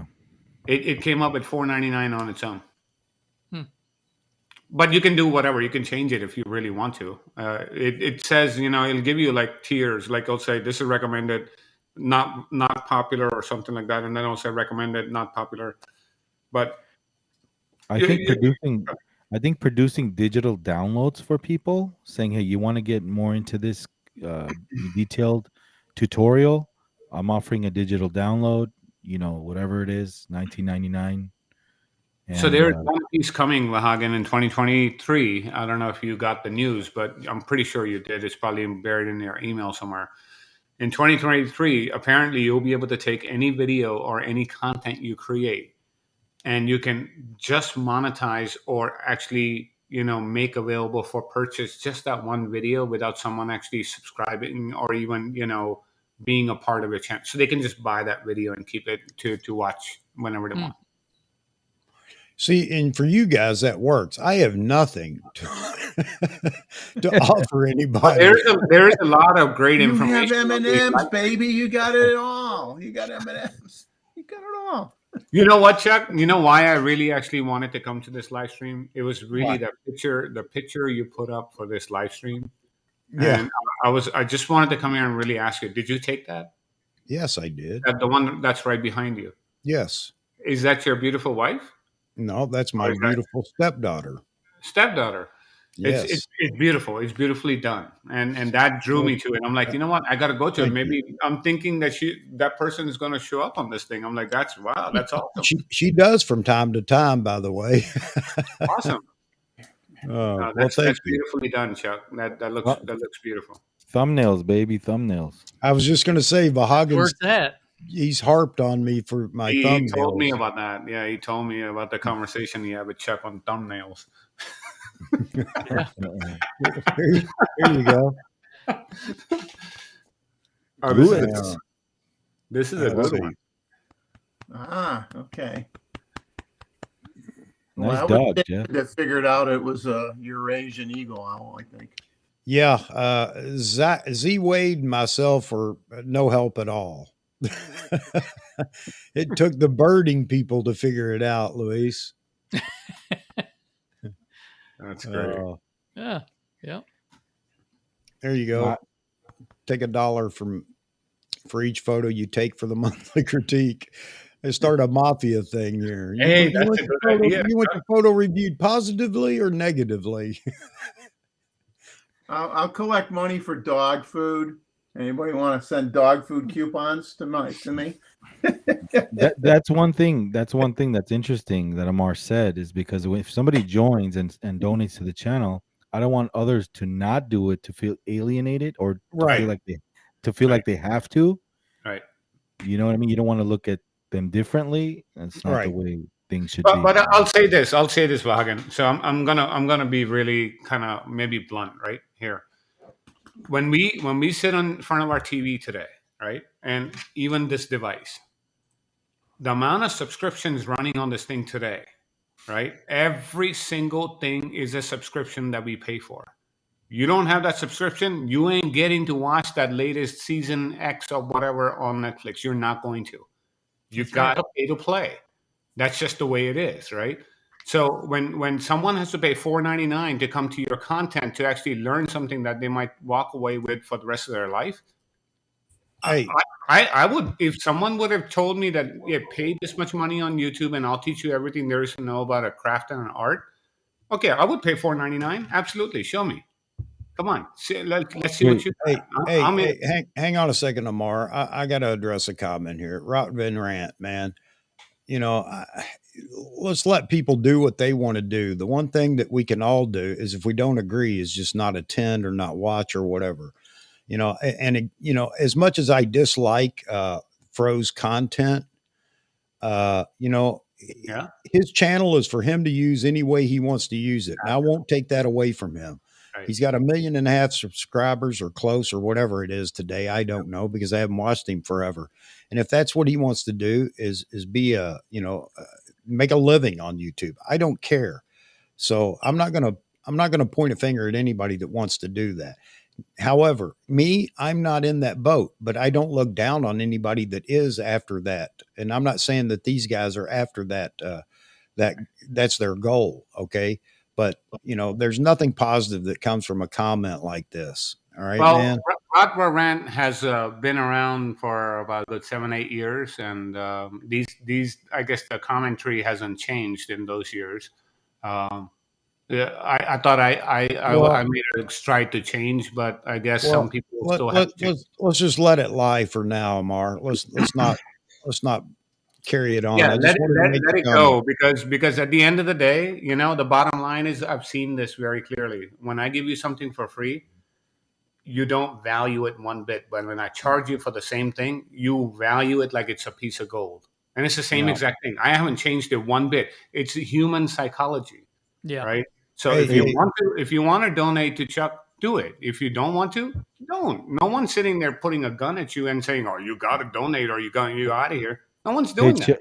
Hey, Chuck. Hey, Chuck, can I? Rod, you're welcome in here as anytime you want to join us, and that's fine. But man, let's not start pointing fingers at people. Hey, And enough said on that. Go ahead, hey, Chuck, Vahagan. can I just comment on it because you mentioned me? Yeah. All right. First of all, that's not my goal on my channel. There's never been a goal on my channel. I've never ever once asked for anybody to donate anything on my channel. That's not my goal. Wrong perception there. Uh, and see that you're missing the point there. I make a living off my photography. If tomorrow I stop doing the YouTube, it's not going to affect my life. That's not what I do. It's not how I make a living. Exactly. However, you missed the whole point here, is that saying that with donations, and everybody asks for this, even Grays of Westminster, they do too. There's nothing wrong with it. If you want to donate to Amar or Chuck or Jeffrey or D Moots or whoever's creating content, that's fine. It's a motivating factor. It's something to supplement the missed time doing work. And it could work, it could not, but that's not my goal, to make a living on YouTube. That's And totally I'm a living proof of Vahagan's comment. I walked away for 2 years. Guess what? I went into a bigger home, better home, right? And not doing YouTube. So am I really relying on YouTube to better my life? I don't think so. Okay, Right? guys, It's and not I about get the that. money. I get that, but the bottom line is, it's up to you. You guys make decisions on what you want to do with your channel, and Exactly. there's nothing wrong with the decisions you make. No. And that's the whole point. Right. Okay, you do or you don't. I don't care. It's your channel. You do what you want, and I don't disagree with anybody that does or doesn't. I'm a bit yeah. different, You and either I'm not don't. saying I'm more honorable because I'm a bit different. It's just who I am. But again, like I said, Tony and Chelsea, Fro, even if they use clickbait or whatever to draw people to their channel, that's their business. Exactly. Yep. Yeah. So, wrote Vaughn Rat, I have a life, man. Get a life, he But said. again, I would let it go, Vahagan, because he's been around for about good 7-8 years, and but the narrative has not changed. So but it's he's not. he's welcome in here. I just don't like that, because that just stirs everything up, and I don't want to go down that path. But you're still welcome here, man. Just Well, the way I look at it, if you wish to donate, you do. If you don't, you don't. And if it was a channel where you could only watch it if you subscribed, then you have a choice to not subscribe. Yeah. No one's forcing you to do anything. So there's no reason to get all, upset about it or disturbed about it, because you have the power to turn it off and not watch. I look at our channels, seriously, all three of these channels, the big ones. I mean, like Chuck, you, Wahagan, and like my channel, as the local volunteer fire department. You want to volunteer and you want to donate, do it. If you don't want to, don't worry about it. They're still going to show up when you hit 911. Trust me. They're still going to be there. They're not going to check. Did you donate? No. Let me let your house burn. They're not going to do that. Right? Hey, John Young. Think of it. John Young, I disagree, man. Like, you can ask your viewers what they think. There's nothing wrong with that. And Yeah. you could be nice about your comment. You don't need to be a jerk. Surprised if people are going to be a jerk. Yeah. So, Joe, I agree with you. What's wrong if somebody does ask for a donation? Content being offered for your experience, what's wrong with that? Now, for me, it's different. It's entertainment value. I just open a live stream so that photographers can come in here and talk about stuff, and we always have a good time. I would be cheating people like Roy Bigsby or, well, so many others in the chat out of their money, because they're the experience that people are going to find when they come into my live stream. But my point is that there's nothing wrong, I guess, with asking for a donation. People will or they won't, and there's no pressure as to whether they should or shouldn't. And I don't have a problem with that. Anybody that wants to start those programs, whatever it is, join the channel, whatever thing for $3.99 a month or whatever it happens to be. For me, that would just add more pressure to the whole YouTube thing, because now I feel like, me personally, I'd feel like I owe you something for your money. But if you do it in a donation kind of basis and Yeah. not like restricting content, Right. that's different. Like Will from Monochrome Memoirs, he doesn't offer exclusive content. He told me flat out. I don't know if Chuck, if you listened to the podcast we had. No, I'm not saying you guys are. I'm saying for me, the donation thing is fine, but for me to have those, whatever, it's fine for people that have something to offer. I don't feel like I have something to offer, on a monthly basis that's going to be completely different from whatever I'm talking about in the live stream. I don't have the expertise that a lot of you guys have. And I'm not ashamed to say that. I know my place, and I know, where I fit into the pecking order. So for me to do it, it would be absolutely wrong. And even if I had that experience, I don't know that I want that responsibility of being able to, or having to provide it every month, because I would feel obligated. If you're paying me $3.99 a month, you should get something for your money, in those things. If it's a donation, completely different. So yeah, I'm not against that, Vahagan, but you guys have something to offer that I don't. So can I shift gears for a second and we ask need to. all of you guys a question about Nikon, right? Because this is one thing that I don't see a lot of talk on Nikon communities happening, and I think I'm gonna lean on you a little bit here, Chuck, because of some of the commentary that you've had in the past. Is Nikon's marketing? Yeah. The shutterless Z9, right? The concept of it going shutterless. A lot of people are like, well, Sony has this. Well, I get all that. That's fine. But no one until now, not even Canon, not even Sony, had a camera and had the guts to build something with no shutter in it, still sync up a flash to it, make it work right, right, and deliver it out there. Because I really think that's the next frontier of technological marvel with mirrorless cameras, as long as they're around, before we go to global shutter. What are your thoughts there? No, I agree. And as you brought up marketing first, I think Nikon missed the boat on so many things with the Z9. I think we got caught up in a head-to-head battle with birders. And we made a lot of fun of birders. It's like all of a sudden around the country, everybody was a birder. So we just got locked into that conversation when there were so many other things to talk about, just like you said, Amar, the tech and the shutterless technology. Hang on a second, got to get Jeffrey back in here. Also on all the video features and everything else. It's not that Nikon made history with the video. Uh, all those video specs and everything else were available, have been available forever.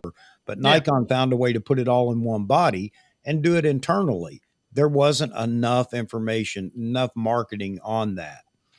Um, I just think Nikon missed the boat on so much of that as far as the marketing goes. That's why I pick on Nikon's marketing quite often. I'm not a marketing expert, but again, when you sit out in the audience and you look at what's going on, you can point out some obvious flaws in a plan or in a whatever. And it's not just armchair quarterbacking because you're listening to the voices of so many people that are stating the same thing. But again, I think we got caught up in the whole birding game and we did not Well, concentrate on strengths. all their advertisements were geared around safaris Yep. and shooting, wildlife and shooting, sports Well, and cars. I sports, mean, yeah. there was a lot they missed out on. Yeah. I- No, I they think did. Yeah, I think and it's not just that. They narrowed their focus, and they had a lot of other features in the camera that were unique that they didn't exploit. They focused on a very narrow area, and but part of that was in response to, let's face it, the beating that they took for a couple of years. That Nikon cameras don't do this well and don't do that well. So It's not just that. It's at Yeah. Canon, Sony. Every time you saw something about their cameras, what they focus on, bird eye detect. That was Yeah. what they were focusing on. That's all you heard about is how Right. the bird eye detect worked on those cameras. Yeah. So that's why Nikon did it too. Yeah. Man, it was just a joy to use that Z9 without a shutter, and Right. people Yeah. were like, at the wedding, people were like, "Did you take the picture?" Because you don't see anything, you don't hear Now- anything, you don't see Yeah. anything, right. you don't see anything inside the lens. I mean, Now, you go back and look at Oh. my channel when they first released that camera. I mean, it literally talks for like 15 minutes about a shutterless camera, right? I don't see any Nikon boys talking about that. I mean, I would be all over that because that really is the forefront of where we're headed, and no one is talking about it other Yeah, and than that's the one thing that they do that no one else is doing right now. correct. Yeah. Correct. Now, Correct. Nikon was bold and they brought the mirror or the shutterless camera to the community. It's out now. It exists. It's real. Right. Yeah, it's a Nikon, but that's going to get even better and better. And I expect other brands to hop on this train real quick. And you know what? They weren't behind. I don't think they were behind. Agreed. Nikon just chose, we're going to jump out here right now with it and go with it. There's a whole lot more that they can do with that. And you're Right. going to see it. Again, that's why I say the R1 is going to be a barn burner.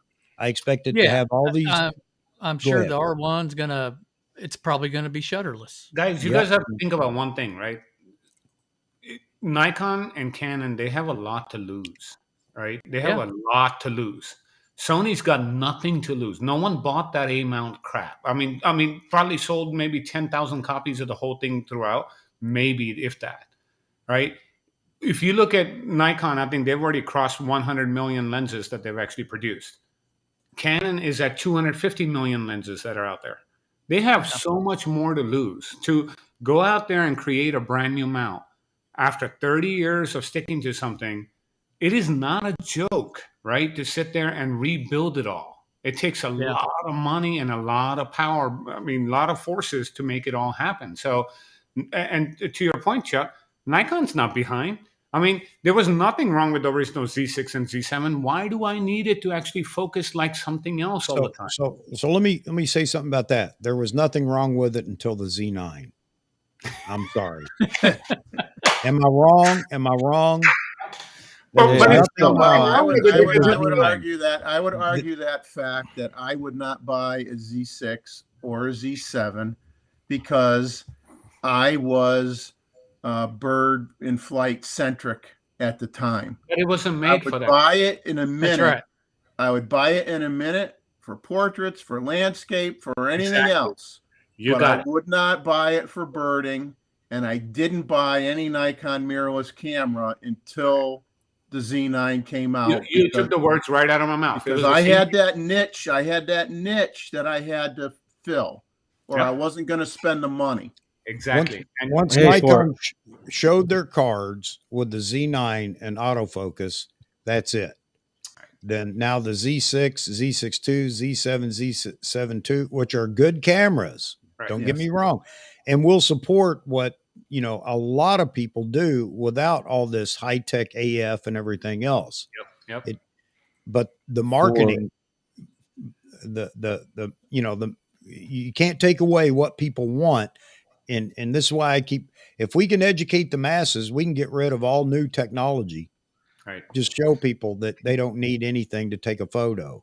But that isn't hey, going to happen because the desire to have something new is always going to exist. And hey, there are for going to be event, people that go ahead, I Vahagan. was just say for event photography, you're good with the Z6, Z7. Not birds, but Z6, Z7, you're good. Birds in flight, Yeah. that is. Yeah. Yeah.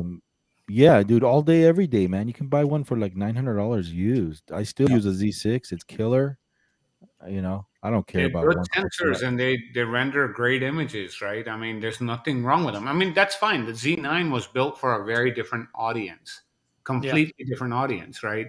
You're trying to talk about something that's more like a Ferrari versus something that's like a full size sedan, right? They're not the Yeah. same. They both are going to drive, but they're going to drive very differently. Right? But the Differently. more Yeah. options we have, the better. Hey, look at Mozman with the Agreed. fact checker over Agreed. here. Mozman. Is he in? Hey, let me ask you guys a question. Here's another point to consider. When we're talking about camera sales within a brand and always bringing up this, something's going to cannibalize sales of another. Mm. I mean, from a common sense, and you guys can help me out. Mozman, you're a smart guy. I know you're gonna chop me off at the knees here if I'm wrong, because I know better than to say anything in front of Mozman unless I've researched it myself, because he's going to go find the truth. But anyway, is it really cannibalizing if the Z8, let's just say the Z8, which we'll just consider has most of the capabilities of the Z9, if Nikon had dropped that on us first, Mhm. would that have cannibalized sales of the Z9? No, Mm. because we still want that unibody pro body There you camera. Yeah. go. Yeah. And not just that, but how does it cannibalize when the money's still going to Nikon?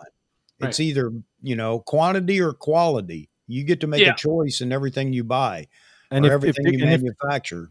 and if they're gonna make less Z9s because of the Z8, then fine. We have more room and more developing time to come out with all these lenses. The And money still yeah, goes to Nikon. yes. And not Yeah. just that, but if you come out with the Z8 first, does that not give you more time to actually fine tune what the Z9 would actually be after seeing the reaction to those specs in that smaller body? I just don't understand why Nikon went the route they did. I really don't. But again, marketing and strategy, I don't know. They pay people a lot of money to do that kind of stuff. Well, I think they did it to really get grounded, right? And this is a new mount for them. They want to show that they're actually a serious player. And to your point, Nikon doesn't do this well, doesn't do that well. Well, all of that chatter has completely gone away with that Z9 coming out. It's over, right? You don't hear that anymore. So Yeah. whatever they did the right thing. If they would have come out with a Z8, that chatter was still gone. Yeah, it's good, but it ain't up, but it's not. But there's no more but, right? Because they already gave you the upper echelon. Here's the best, and now we're going to give you whatever's in the best to all of these other brands. So I think, I'm not citing Nikon, but I'm just saying I think they made the right move based on protecting their brand and the image of the brand as they move forward with this new mount. I mean, that's just my take on it. Yeah. I Yep. agree with that. They did Yeah. what they had to do at that point in time. They did I the right think thing, I think. Canon is more questionable releasing an R3 That's the right. way the way they did with the low megapixel count And Yeah. and charging I'll tell you why. $6,000. And I'll tell you why. So I've got a lot of friends that are way up in Canon, right? I mean, been shooting it for a long time.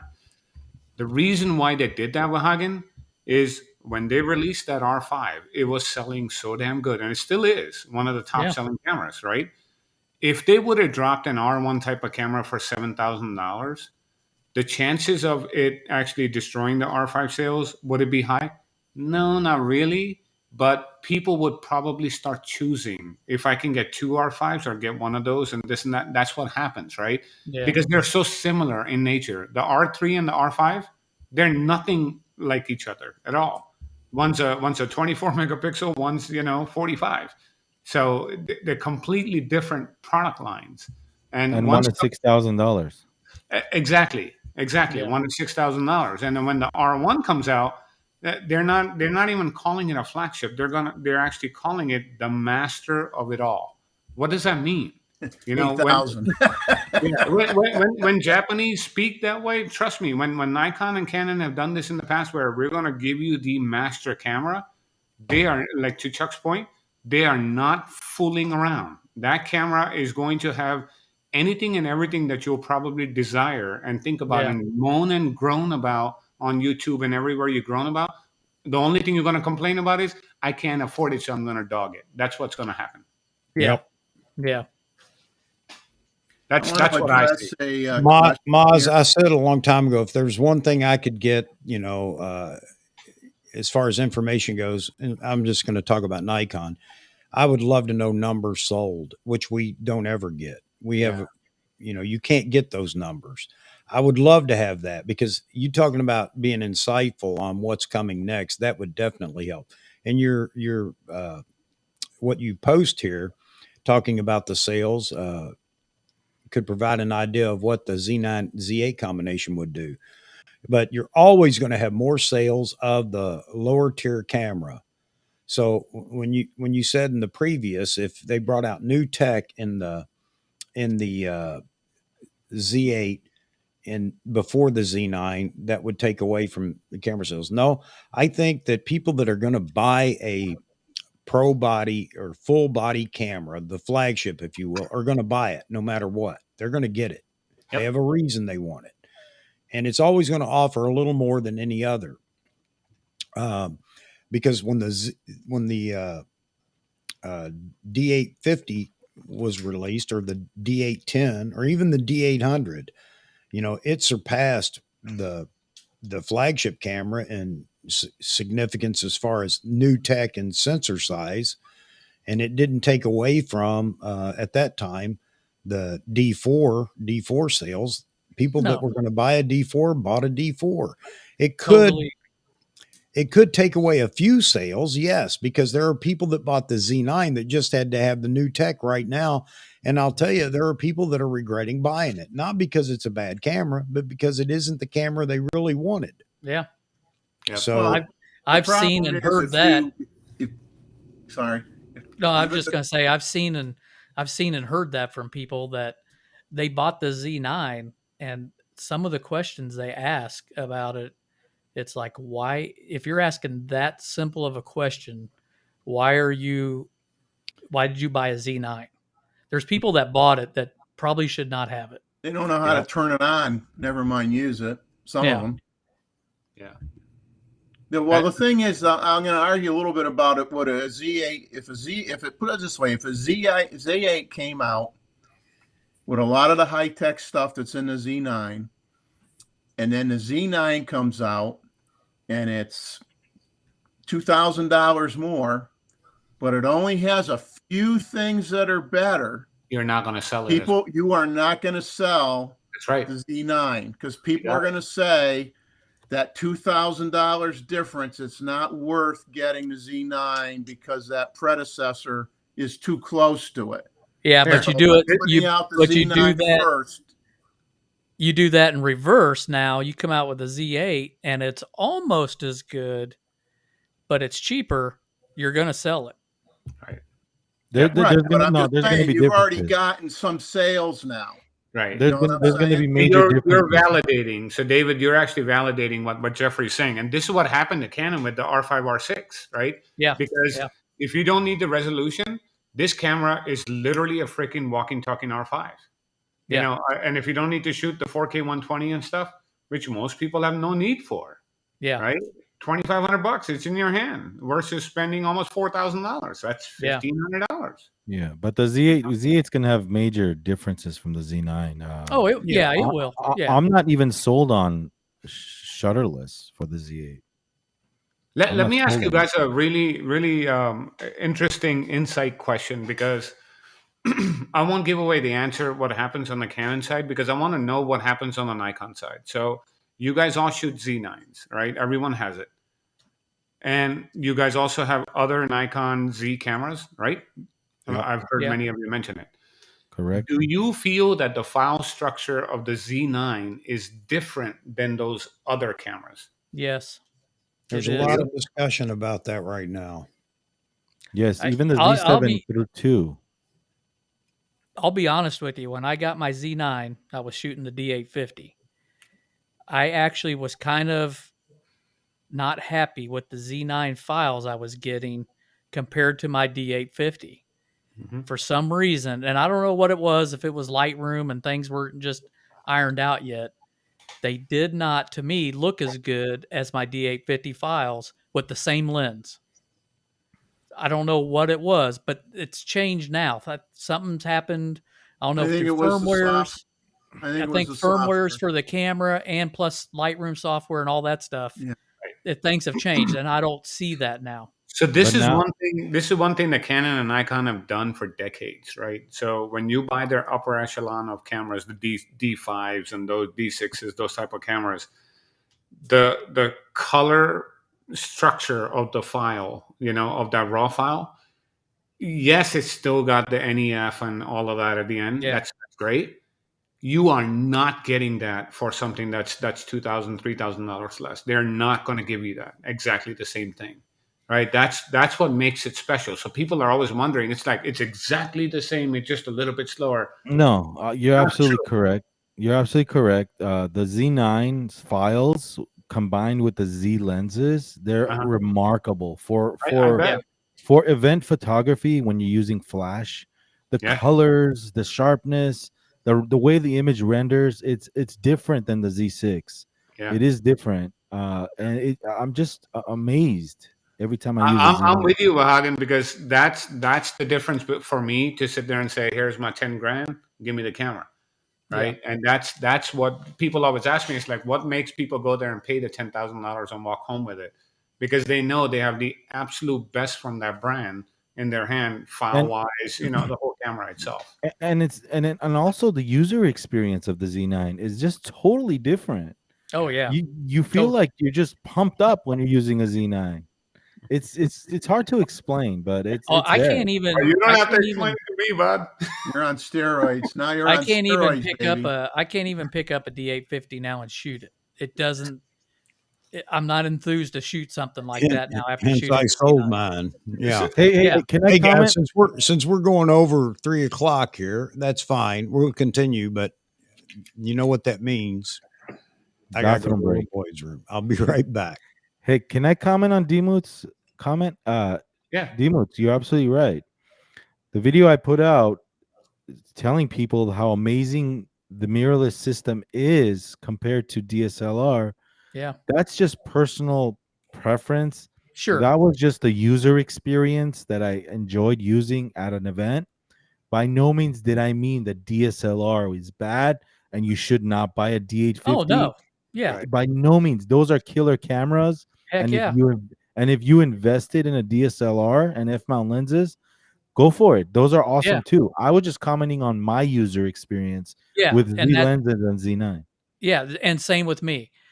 That's what I meant by that too. D850 is a great camera. I still love the files that came out of that camera were awesome. But after shooting the Z9 now for such a long time, I just can't pick up a DSLR now and enjoy taking pictures. It's not the same. I just got a comment saying, "Oh man, I just bought a D850 with lenses." After I posted that video, I was like, "Man, I haven't responded to your comment, but don't worry about it. You got a killer Yeah. kit." Heck yeah. You'll survive. You will survive. You won't die. If the camera didn't turn into junk all of a sudden. Speaking of the experience, when you look at the back of this, right? When you look at this, and when I hold a long lens like this is not exciting, right? Yeah. And if there are so many people that will tell you all day, oh, it's so awesome not to have that on the bottom and carry. This is not awesome. I have big hands, but even if you had small hands with the weight of this lens, Yeah. this is not awesome. It is not. But the moment you do this to it, all of a sudden, this speaks to what Hagen was talking about, a unibody Sony, right? Now I'm in. I'm ready. Let's go. You And know, not any only which that way it though, is. not only the ergonomics. I was talking about just having a shutterless, free shooting experience. Yeah. That's crazy stuff right there. Mm-hmm.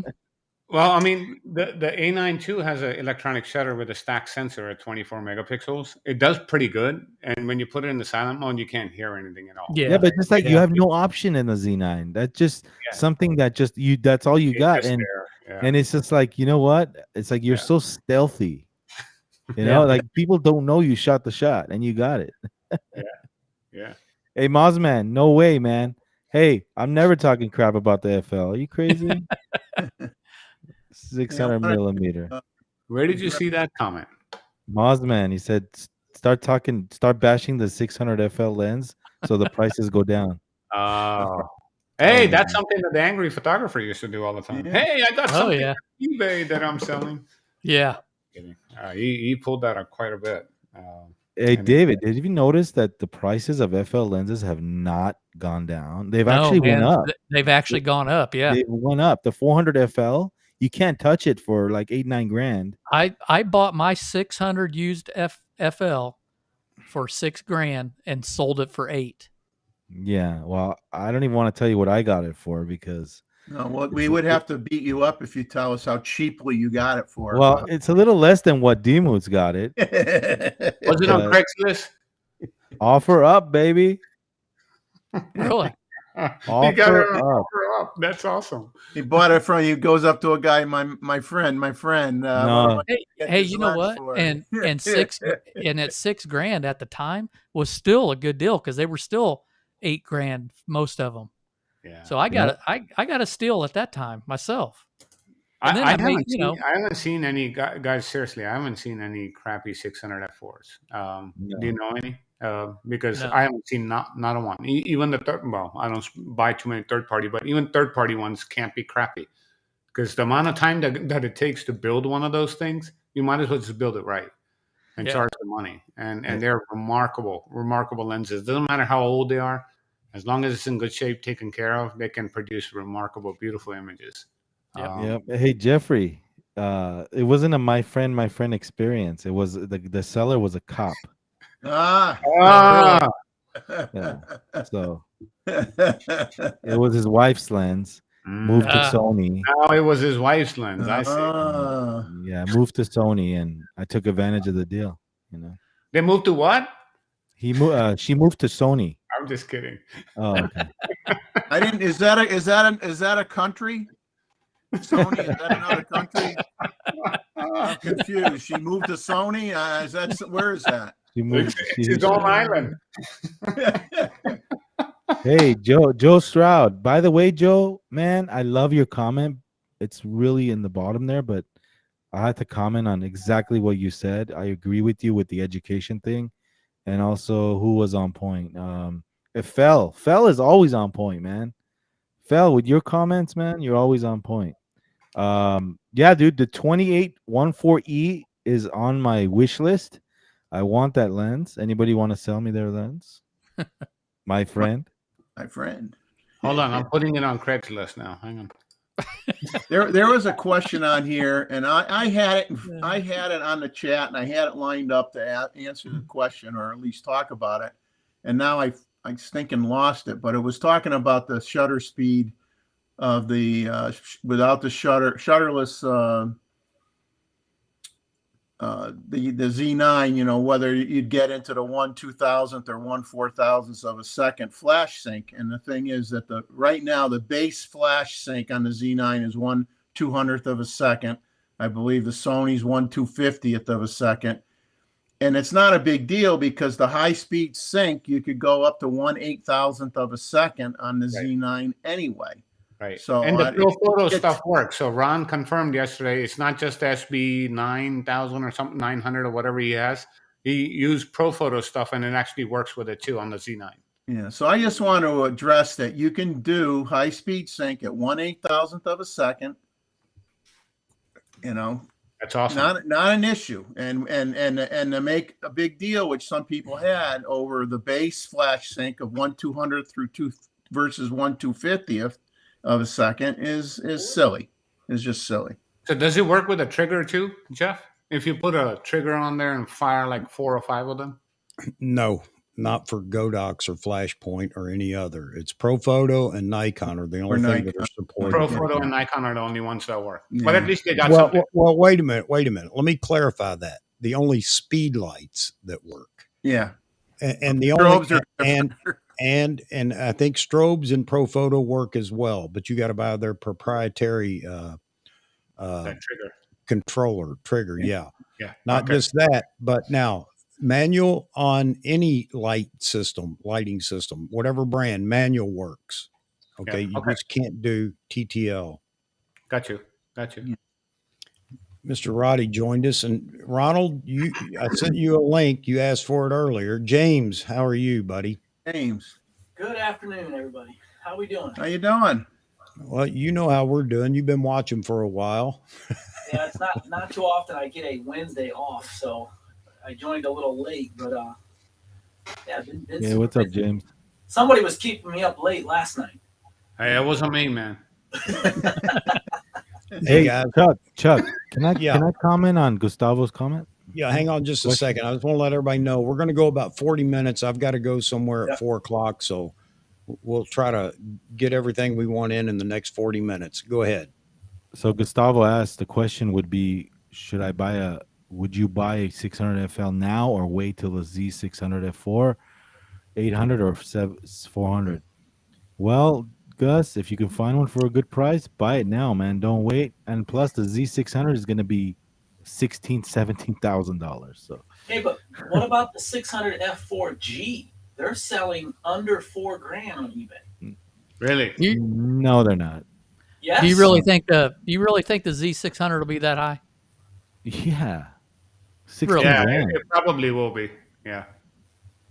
If And See, they'll that's go why. up I right mean, at the time. I've got the 400 2.8 ordered, and with the built-in Tele 560 F4 is close enough for me, so I Yeah. don't see a reason. I'm not How gonna. much, I'm how not much is gonna. that 400, David? It's 14 grand. Well, that's how much the 600 F4 from Canon is, the RF one. Yeah, 14 grand. yeah. But see, I look at it this way. I'm going to get the versatility of the 400 2.8 for shooting, early morning elk and moose and stuff like that. But then, 560 is close enough to 600 for me at F4 with the built-in tele. Plus, you can slap another teleconverter on it if you want. Yeah, or It's or, a really or heaven forbid shooting DX mode, which I don't want to say because that upsets people. Well, but see, That's cheating. with Gustavo's got a G600, so I'd probably just hold on to that. I would too. Really, honestly, if I had a G as well, it was perfectly fine. So Jeffrey, Yeah. DX or grits? Oh, I don't like grits, so I'll go DX anytime. I'm not gonna grits, forget it. I personally wouldn't buy the 600 FL now. I've wanted it forever, but now I think that it's time for me to just give up that dream. I don't care how good a deal it is because it's going to take away from Z stuff that I want to buy. No, but hey, Chuck, it's an E lens, so it works great on a It Z. does. I don't care, Vahagan. I think I'm just going to completely go into all Z, and there's other Z things that I want coming up, and I can't afford both, so the FL loses. So Well, pardon my and- ignorance. Pardon my ignorance here. What is the difference between FL, E, and D and G? What is the difference there? Quite a Generations. bit. Quite a bit, yeah. So the D, I have the 400D, and I'll tell you, it's a boat anchor. It's still a good lens, but it's an older lens. Manual. And It's size, weight, coatings on the lenses. Yeah. A lot of things improve when you So go. these are to like the different newer version. generations of Yes. that. Different Yeah. generations of the Every same. 10, 12 years, all right? Something like that, 8, Yeah. 9 years. And Yeah. you can The find G- that 400Ds out there cheap now. Most of it is weight and the type of glass that's in it and the coatings. So help me Yeah. understand. Z is the current. Prior to Z, which one was it? The FL. F4 FL. FL. That's the Fresnel lens. Is that what that is? FL. No, No, it's a it's coating. It's a fluoride coating. Fluoride Fluoride. coated. Oh, lenses. okay. So they call it FL. Okay, they actually Yeah. call it FL. That's SWM, pretty cool. right? And it's an E lens. It's an E lens. And Okay. the G lens weighs like double the weight. Right. Yeah. The FL is really not that heavy. But the G on a really good gimbal, I'm telling you, I've been watching them on eBay delivered under $4,000. Yeah, but watch out, man. They could be from Japan. No, Yeah. there's some U.S. shippers that, it's very tempting. And I keep telling people this, and everybody wants to discount it, but there's a lot of F-mount glass out now that is much cheaper than it ever was. Why? They want to Because upgrade. there are people that are doing the same thing. They're going to unload it before it loses any more value, Yep. which I was told all my photography career, buy lenses, they never lose value. Well, you didn't count on a new mount, did Right. you? A new mount screws That's the thing, everything you didn't up. count on the new mount. There's Yeah. a Hey, there's a 600 F4 EFL in California right now for $8,000. But look On up the eBay. G. Look up the G. Hey, Yeah, D-Nut, you said you told Gustavo I'd buy the 400, but you're talking about a lens that's 14 No, grand. and I misread his question. I meant Yeah. for me. Not I didn't read it as he was looking. That was my fault. Yeah, but Dave, the 400 4.5 you said with teleconverters you think that's a good trade off from going up to a 600 f4, even an older model? That's, No. I think the 600 F4 is going to be definitely sharper and It's all better up image a lot. quality. Yep. With teleconverter. Now, if you just put in the 400 4.5 straight on, it's sharp. It's a great Yeah. lens. And it's a third of the weight. But yeah, it's a different use case, man. I think it is. it's Totally a totally different different use use case. The 400 Yeah. 4.5 is Yeah. it's more for walk around, right? Yeah. Walk Yeah. around. That's the perfect lens for an APS-C shooter to get that angle of view of the 600 at 4.5. Yeah. Even save even a hell full of frame, lot of money. Save even a lot full of money. frame shooter. That's a great lens. Full frame shooter. It is. It is. Hey guys, so Phil's asking, he has Z5 and it is good. Should I get a ZFC only because of how it looks, or just chill and wait to see if Nikon releases a full frame ZFC? You're going to Brother, be waiting. in my Yes. opinion, if you want the ZFC, Buy it. then get it. It's more Yep. about what you want. If you can afford it, Yeah. buy it. I don't see a ZFC Highway. full frame in the near future for Nikon. I Yeah. could be wrong, but again, we're back to that's not a high demand item. I know there are people that want it, and if you listen to the 5 or 6 or 10 or 20 or even 50 Yep. that want that camera, it's not a big seller for Nikon just yet. They've got to get these other bodies out first, and I think Right. you're going to be waiting until those come out before there's any even discussion about a ZFC full frame. So If you that's want just it, my opinion. if it's available now, buy it now, because you could be waiting forever on a camera you think's going to come out. ZFC is pretty cheap, right? It's like $900.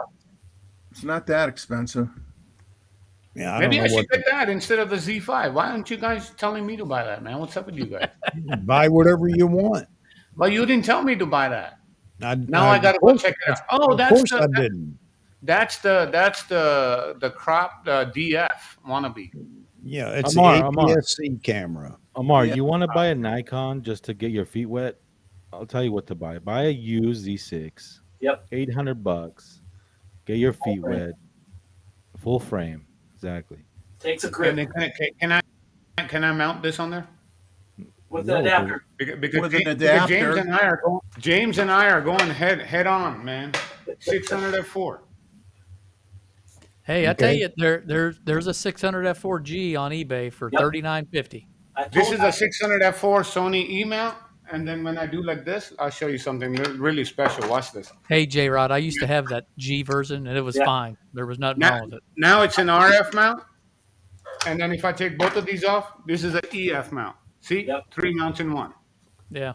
That But- G but lens if I- would have one goal. It would sit up at the dam on a big heavy gimbal, and that would be its number one use case. Because I'm telling you, when you go up there, you will see 100 of them. Oh yeah. White ones, black ones, all of them. 600 F4s. It's the mecca. I really thought I was going to be cool till I showed up there, and I looked around. I'm like, holy smoke, that's an 800 5.6 Well, over there. Yeah, You're get in gonna line. see. You go up there now, you're gonna see a few 800 PFs there. I guarantee that. Well, Okay, I he saw saw my it last first time. one. Dave, He saw it. I was just up there, and I had the place to myself. And this guy came up, and there he was. I saw him from a distance. Like, that cannot be the 800 PF. And sure enough, I got up to him. Yep. He said he just got it. Wow, there it is in person. Wow. It's an impressive lens. You took Jeff and I's 800. But Hey, James, you got to tell us how that guy treated you now. Yeah, I hate to say it, the guy was a jerk. I mean, I'm sorry. He recognized. I told him the only Nikon people I know is you guys, and you guys are not like that. So I don't know what kind of Nikon person that guy is. That's rare. That's Hey. rare. I mean, Jerks come in all sizes. Yeah. They actually do. Like this one too. Look. Now it's an RF. 20 frames per second. Knock yourself out. Well, we all know there are adapters. That's not new news, Amar. But this one works pretty good, actually. And you know what the best part is? What the best part, Chuck, is? This thing has paid itself over so many times that every time I put it on a new body, it just looks better. That's wonderful. So it meets your want list. Yeah. but I was lining up for a perfect shot, and my phone rang, and it was Amar. Oh, you have to tell this story yourself. I'm not going to say anything. And what happened? All right. What really happened was I'm on the phone with you, and I was walking into the sun, and an eagle came right across me, but he was backlit. And I said, I'm talking to Amar, holding my 150 to 600 Z9, going like this. And, and you're trying to talk to me, wait, get a shot. And I said, no, it's backlit. I wasn't going to take the shot anyway because it was so bright. I'm like, forget it. So I scared him. I said, I'm going to make a video saying the Z9 cannot focus in backlit situations. And he's like, don't do that.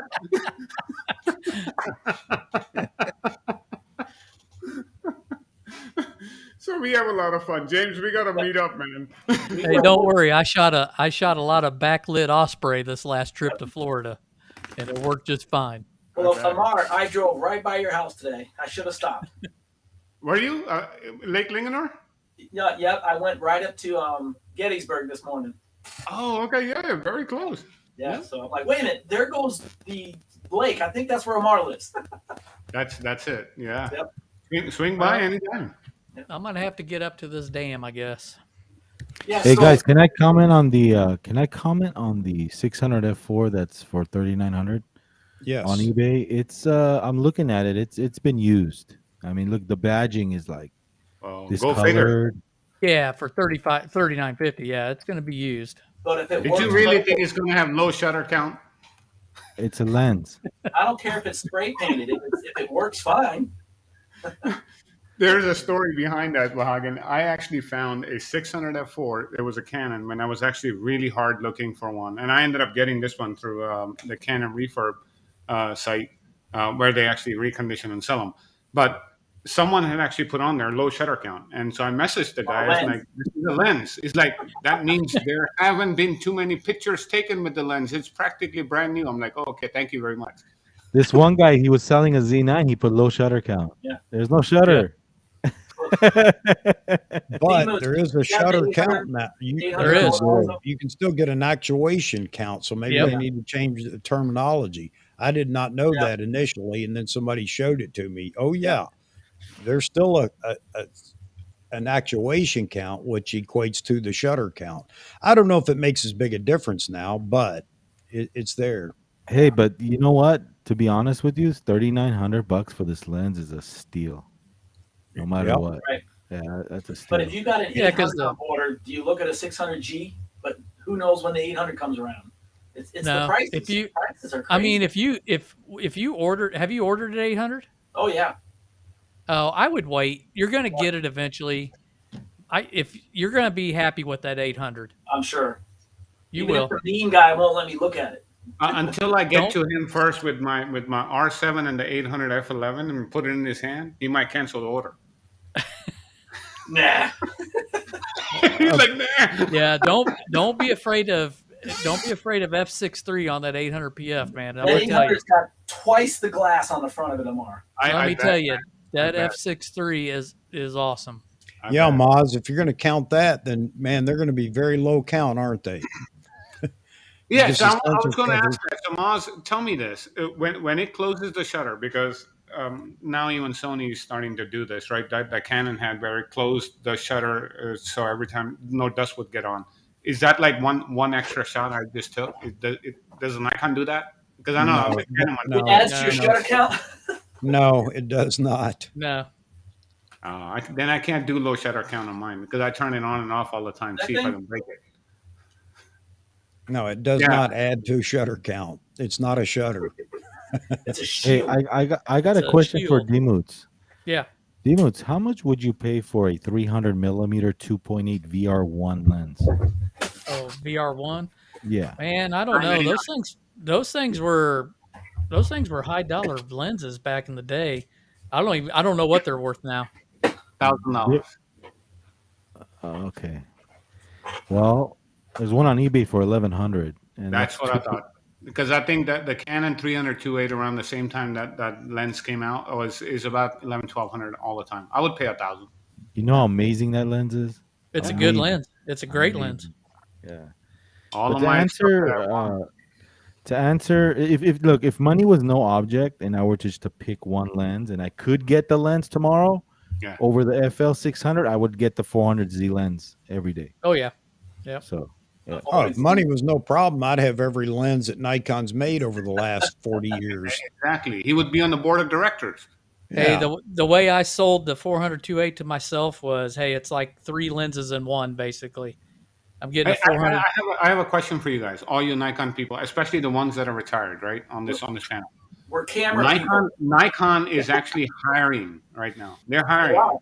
Have you guys ever thought about maybe providing some consulting services to them since you guys are actually retired and maybe do that? Any What are thoughts? you talking about? I provide consulting services every week for Nikon, and You're they're not doing it paying for me free. a dime. I You think got to get on Eminem their is paying payroll. Chuck. Hey, so Phil's asking a question here. Should I start learning video or just focus on photography? Learning and editing video sounds like a lot of work. You know, Man, it is a little bit of work, Phil. I will not deny that. It depends on what you think you're going to want to do in the future. Yeah. You know, right now, a lot of people are finding themselves being caught up in video. Yep. Ask David up there. You know, now that the Z cameras have this capability, he's been using it quite a bit. Yeah. Yeah. Exactly. I'm No the more same- excuse I'm the from same Nikon boat. people. I'm Yeah, you guys also- have no excuse now that all my video sucks in the Nikon. You can't even say that anymore. So you No. better start making videos. Yeah. Yep. And I do. I find myself, like I said earlier, I'm hitting that video switch more and more when I'm out And there. I used to have a lot of buddies, right, that shot, weddings and stuff. They were shooting on Nikon, and then they would have the video guy walking around with a Canon thing. I'm like, what happened? Nikon don't have video? No, they don't have video. No video from them. I'm like, now you can shoot it all in one, right? Wait a minute, Amar. You have to do a test for me. Grab test? your grab your R7 or what full frame mirrorless do you have from the Canon? The R6, the R, which Okay, one? the R6. Grab the Okay. R6. Grab your most expensive 600 millimeter lens. Yeah. Shoot video and Yeah. transition from subject to subject. I want to see how smooth the transition is. Oh, you want to see okay, I want to see if it has the cinematic. Yeah, I You want wanna to see see if it the looks cinematic, all right, okay, or sure. if it just jerks focus like from. No, it doesn't jerk focus like my Sony. No, it doesn't do that. Okay. The Sony one is like this. It's almost like playing nunchucks, you know? Yeah, that's not good for video. Yeah, No. but it's great for product. They call it product photography focusing. So when you show the product, it focuses really fast and it goes away. Yeah. One of those. But Canon is like, okay, let me ease off and come onto your face. It racks like a human being. Okay. The FL 600 is the same way. Yeah. Hey, Terry. Yeah, new bodies in 2023 in March. I know that's going around everywhere, but you got to understand. Take a look at these things when you hear them. Is it people parroting because they're following one person and that person says it and they can't think on their own, so they just parrot what they say? I find that to be the case a lot of times. When you ask people what they really think, if they'll be honest with you, do you think it'll be March? It won't be until March, and you know maybe they think, well, I didn't think it would be. Well, then don't think it will be. Don't base it on somebody else that's just out there taking the safe route and making statements because there is no information as to whether it will be March. And here's another thing, another little tip for everybody. If you're watching an influencer or you're watching a Nikon rep or talking to a Nikon rep and you ask them and they say, no, there won't be anything until, whatever. Well, do you really think they're going to jeopardize their career and say, "Oh yeah, by the way, here's a little secret"? No, they're going to do their best to get away from the subject. I don't know anything. Well, that can be a big tell sometimes. Like you're not even willing to talk about it. Well, no, I have no information about it. Well, now you can pretty much predict whether they're lying or whatever. So it's just you look at what the market's doing. You look at what the vendor, in this case Nikon, needs to do, and then you base that you base your decision on what you think on those parameters. And I don't know whether March is the date or not, but I know that why is Nikon going to continue to prolong this? They've got so many people out here looking for cameras, and oh, by the way, it hadn't been anything about lenses, has there? Just a couple of thoughts on what lenses are coming, but we know lenses are going to come out this year. The 2 to 500 maybe, and maybe the 85. 2 to Yeah. 6. So the what? The 200 to 600. I mean, they're Or whatever it is. I Right, don't plan those on buying lenses. it. Sorry. they're listed on the bottom there, right? Of the Yeah. coming soon. Hey, Gus, if that lens does come out at the 600 f4Z TC, Wow. expect that lens to be 18 grand. Easy. Oh yeah, if it's got built in, Yeah. Yeah, forget it. Well, forget it either way for me. Don't matter. I still you think just gotta needs just that gotta help. ask your wife. So there you go, Ron. No, I value What's that my, guy? my certain extremities more than that. Yeah, I think that we're going to get an announcement this month, and just like Mosman was saying, and I go back to, I felt like early on we would get the full on, here it is announced, and get a delivery date on it as well. Now it may be a development announcement. I think Nikon has to cut the bleeding and give us something because here we go. Everybody denies it. No Nikon shooters are leaving Nikon. Wrong. And I think you're right, Chuck, because it's not just Nikon. All the other brands are going to do the same. They're going to do some development announcements and just Yep. coast on through the holidays because they know they're not going to deliver nothing through the holidays. It's not happening Yeah. anyway, Yep. and they'll do Yep. that. And then in the first quarter of next year, then they're going to rock and roll again. But they've Hey, got to do something because there's Yeah. just too much fury out here about what Nikon's getting ready to do. So, And just like Phil was asking the question, what should I do? And, I can't tell him what to do, but, that's what everybody's asking. Should I go buy this new Sony FX30 or whatever it is right. if you're doing video? I can't answer that question for you. If it had an EVF, I would buy it, but it doesn't. Kimmer tried an RF lens, Amar. I'm talking about an EF on a Lewis. I'll show you the EF too. The RF one, I mean, the only difference between the EF and the RF, seriously, is literally this. Here. You see this? It looks even the same. It's exactly that piece of that adapter is literally like welded on there. Yeah. I'm sure there's other differences. I mean, the RF. There isn't, because there is no, if you look at the lens optical design of the lens of the EF and the RF version 3 and the RF version, there is no difference whatsoever. Okay, well, let's wait They until the Z600 comes out and see if there's a difference between the FL and that. I'm pretty sure there is going to be. The weight. I'm pretty sure Nikon is going to make a new one. Wait, how about the weight difference? The RF versus There is none. There is none. It's 6 pounds down to 6 pounds now because see this is their dilemma where they I don't want to say screwed up. where they didn't have forward thinking when it comes to Canon. So again, this is one thing I'm very upset with them. A year to 2 years prior to releasing the RF mount, they updated all of their telephoto primes to version 3, which had the latest and greatest, and they're down to like 6 pounds each. I mean, they're like, it's Yeah. a 6-pounder.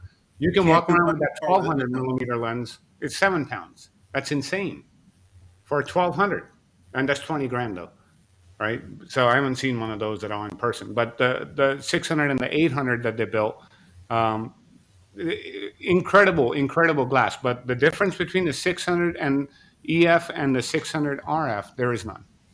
It's very minimal to none at all. It's literally that adapter, and it's actually black on the back too. It's not even the same. It's not even white. Hey Jeffrey, how much does the 400Z weigh? You know? 6 pounds. Okay. The 2.8. The 2.8, I think, is 6 pounds. That's pretty good, actually. Yeah. Hey, Yeah, that's hey the Terry, whatever camera is announced or delivered here this month has been in development for a while. That includes the Z8. There is no, we're just trying to tweak this and that, because once the hardware's done, it's just a matter of firmware. So I don't think that that's the case. Learning from early releases and want to have some in stock. Nikon hasn't proven to us yet, although they could, but they haven't proven to us yet that they're willing to build up any stockpile of anybody before they announce it. That hasn't happened for the last 10 years. So I don't expect Nikon to do that now, to hold it back just to build a giant stockpile before they actually announce it. I don't think that'll be the case, but we're going to see. You know, I'm going to be a total failure here at the end of the month if something doesn't develop. That's for sure. But I do believe and still believe that we're going to see something. And even Nikon rumors, Peter over there will concede and say that if nothing else, he expects a developmental announcement. So we shall Hey, see. Mosman's comment is funny. The 600 F4 TC will cause more marital problems than infidelity. I had it up there on the screen. So Hey, I Mosman. try to put Yeah, these on the Eric, screen so so you guys can address them when it comes up. But Hey, Mosman, would you take that lens or a Rolex Sky Dweller? Or a used G-Wagon. New G-Wagon, yeah. Mr. Pollard is asking if we talked about the new hiring Nikon's doing, and we talked about it a little bit. From what I've heard, right, wrong, or indifferent, is that the hiring is in Japan. So I don't Right. know. They don't break it down and say 570 new recruits, but they don't say recruits for what? Assembly people, engineering staff, designers. So you don't know what the mix is, but the fact that you're hiring people is a good sign. The fact that they're buying back more of their stock, they just did another 1.5 million shares that they bought back. So that's saying that they're a healthy company and they're doing well. So that's how I look at it. It's a good that it's all goodness, even though they didn't get into specifics where those people are going to be working and what they're going to be doing. Chuck's Hey, live Mark. stream is working. hey, Mark, just talked about this a few minutes ago. You know, there are people that will switch and from any brand to another, but I feel like Nikon is in a position right now where they have more to lose than anybody.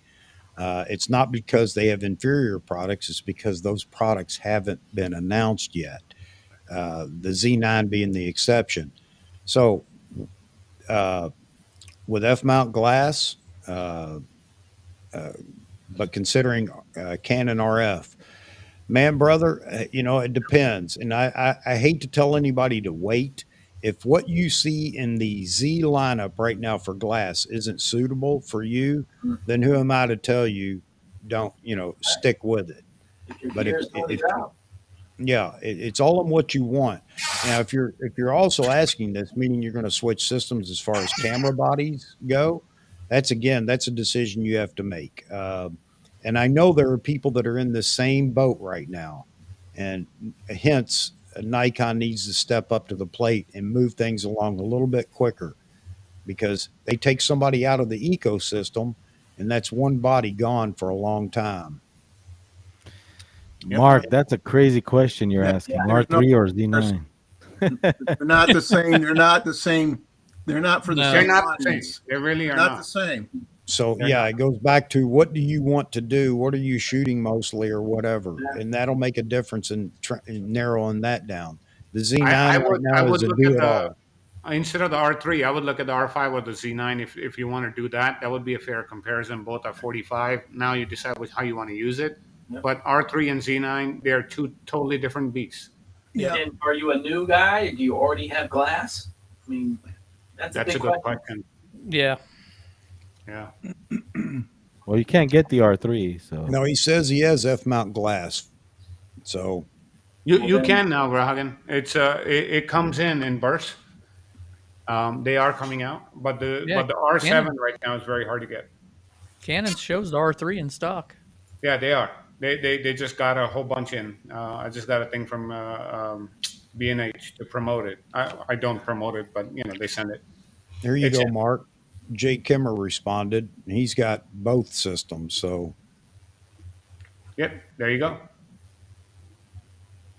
Depends what you shoot, buddy. It all depends what you shoot. oh really, Well, Kimmer? I should correct that. It should not. It should be what you shoot, but also what you may want to shoot down the road that you haven't tried yet. Because I'm a generalist. I shoot everything. So I'm the worst at it. I'm the guy that makes all the brands happy because I got to buy more lenses and crap because I'm not just doing macro or I'm not just doing portraits. Yeah. So Do it all. they rake me up pretty good. Jeff, you have Hey, the 105?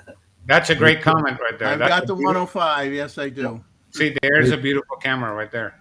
It was on there. It went away. Hey D3 Chuck, has, I got yeah. a question for you. Yep. If you got something burning a hole in your wallet, would you buy the Eye of God or would you buy an R3? I think Wahagan has actually tried the R3, and I think there's something bothering him. No, man. Do you even know what the Eye of God is? The No, knock- what's the No. eye of? The 58 knocked. Why do you Oh, want that? Wouldn't waste my money on that. Why do you want that? Why? When you can have this, why do you want that? What's that? Well, I'd get the 51 too and be happy with that and not What spend do you all mean that with extra that? money for the That's knots. the Otis. flash. and use a flash. That's the Otis. And no, you don't need flash with this one, actually.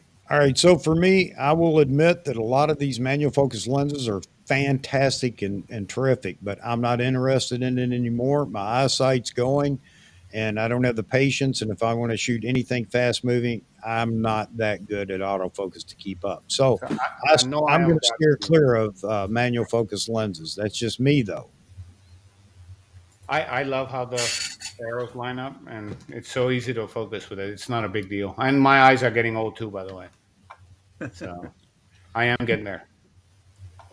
Yeah, Carl. Chuck and I have 4 eyes. Yeah. 4 eyes. I didn't have this until I turned 50 and then I had to get glasses. I have no idea what happened. Age. So Carl's because talking it about took you a Nikon while. showing third-party lenses right now to fill the gap in the Nikon lineup, which I think is a great thing. Again, I'm not a third-party lens buyer. I'm not saying I will never, but just in general, I'm not.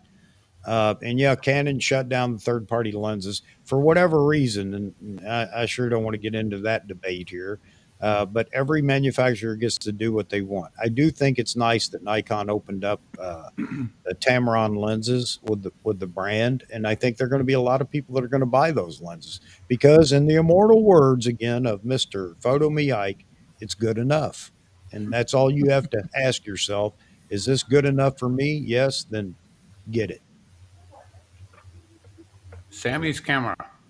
They have them in stock. What do they have in stock? The R3. R3. Oh, okay. Yep, I'm sure. $6,600 For what? for that. Plus, I have to buy all these lenses. So it's It's not probably going to cost It's not 6,600 for the R3. plus tax. Well, you better move from that state, man. There's something wrong with California.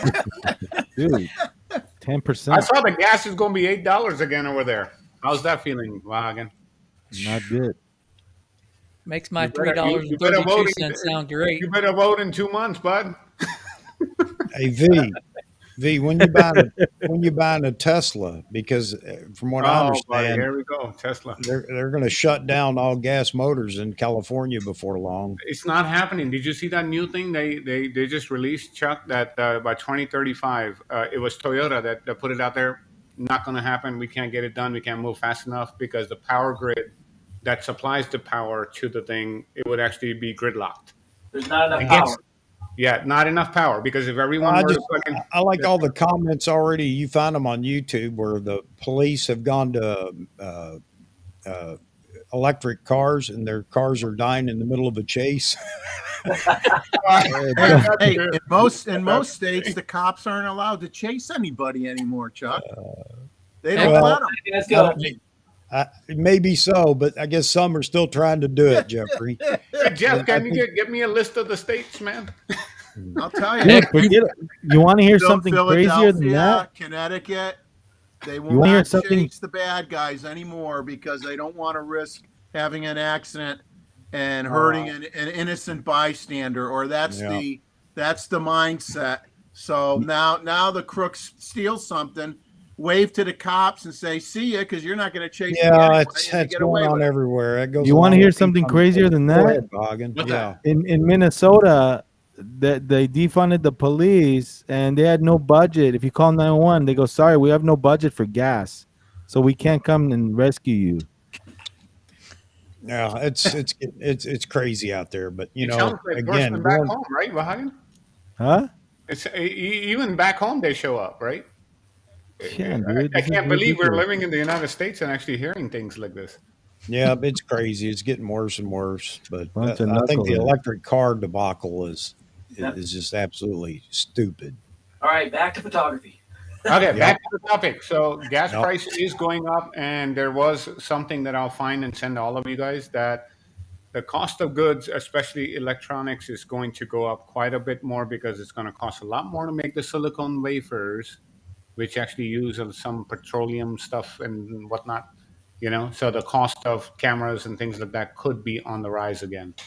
Great. We're looking at an R1 For the boat to 9999. take it over with our lenses. That's funny. R1's going to be 12 grand at that rate. Probably 12 grand. Yeah. You remember like the first Nikon one was 11,000 or 12,000, I think, the D1 or whatever it was when the 1D Classic came out. It was a lot of money back then for it. Man. And people were lining up to buy them actually because all the press people wanted it so bad. Yeah, that was pretty incredible. All right, Yeah. guys, we're down to about Yeah. 3 minutes plus a few seconds. This is a long one. Well, thank you, Some Chuck. of Well, J Rod, Yeah. get that 600 ordered. You better just grab that thing on eBay. There you go. All right, guys, I'm going to go around the horn real quick, just who you are, where they can find you. Starting with you, David. Go ahead. David Moots, D Moots Photography on YouTube. Check it out. I haven't produced anything for a little bit, but I'm working on a video from Sebastian Inlet. There Hopefully should to be have a it out link there for soon. all these guys in the description for the thumbnail. Check it out if you want to go directly to their page. Vahagen, need we even introduce you? Well, thank you, Chuck. Thank you, Godfather of live streams, for having us, and everybody in the chat. You guys are awesome. And check out my podcast, guys, on Apple Podcasts, Vahography Rock and Roll Photo Podcast. It's awesome. 2 times a week. I'm on Apple Podcasts now, but with the help of Mozman, I'm gonna be on Android and rock and roll. Boss, man. All right, great, man. And I'll listen to one of your podcasts. I have to get to the others. I just find myself if I'm out, if I'm working outside doing whatever. It's great to listen to the podcast. So I don't have to worry about looking at the screen. Fantastic. Love the conversations you're having already, Vahagen. Check it out, you. people. Thank you, brother. Hey, Mr. Amar, you're up. All right, so Amar, you can always find me on Chuck's live streams. I'm just kidding. On 247 Media Group LLC. Just search for 247 Media Group; it should pop up. Working on something a little special with Ron Pollard. on what we started yesterday. Great. About the transition of technology into the art form of photography. He has a very vested interest into wanting to educate some of our not so seasoned folks that really want to venture into photography and truly become something in photography. I mean, meaning professionally. He does that. He has empowered so many people. I think he shared some stories last night. So if you haven't seen that, watch that from last night, because he is a living legend on the folks that he works with. And you're not talking about working with your neighbors. He's actually working with people who you see in the news, who you see in magazines. So he's highly credible. So we're working on something very unique on a series of videos that we'll actually produce and pull each and every one of you, whoever would like to come there and actually share their story based on that very selective subject. So each and every one of you, rather than having space to just type on a live stream or a chat window, for you to be on the screen, come in there and actually share your story with us. And I know, James, you were part of that last night. I really thank you for that. And James and I are actually trying to figure out what to do with Conowingo. So hang tight, and that's also coming. So I know it's a long introduction, a lot that I said there, but there's a lot of great things coming, and everyone on Chuck's channel is welcome to actually join us. Thanks, Amar. Imagine that, a Sony Canon shooter collaborating with a Nikon shooter. See, Blasphemy. people, Blasphemy. we can do it. We can. All right, Jeffrey. We can. You can visit me at Selective Imagery on YouTube. All my Don't subjects sound are so enthusiastic about it. well. I'm not. I'm not really this week because I'm putting one out, and it's an old one that I never released. It's interesting. And Hinga chicks feeding, getting fed. When they were born, they're tough. They beat up on their parents real bad. It's new to us. So I'm putting that out because my subject matter may not exist anymore from the hurricane. So I don't know when I'm going to have any new stuff, but I'll put out this one that I had laying around. And just so you know, I still exist, kind of like the M&M guys. They do exist. So do I. It tastes good. There you go. All right. Everybody check out Mr. Jeffrey Neville at Selective Imagery. It's my therapy usually for the week.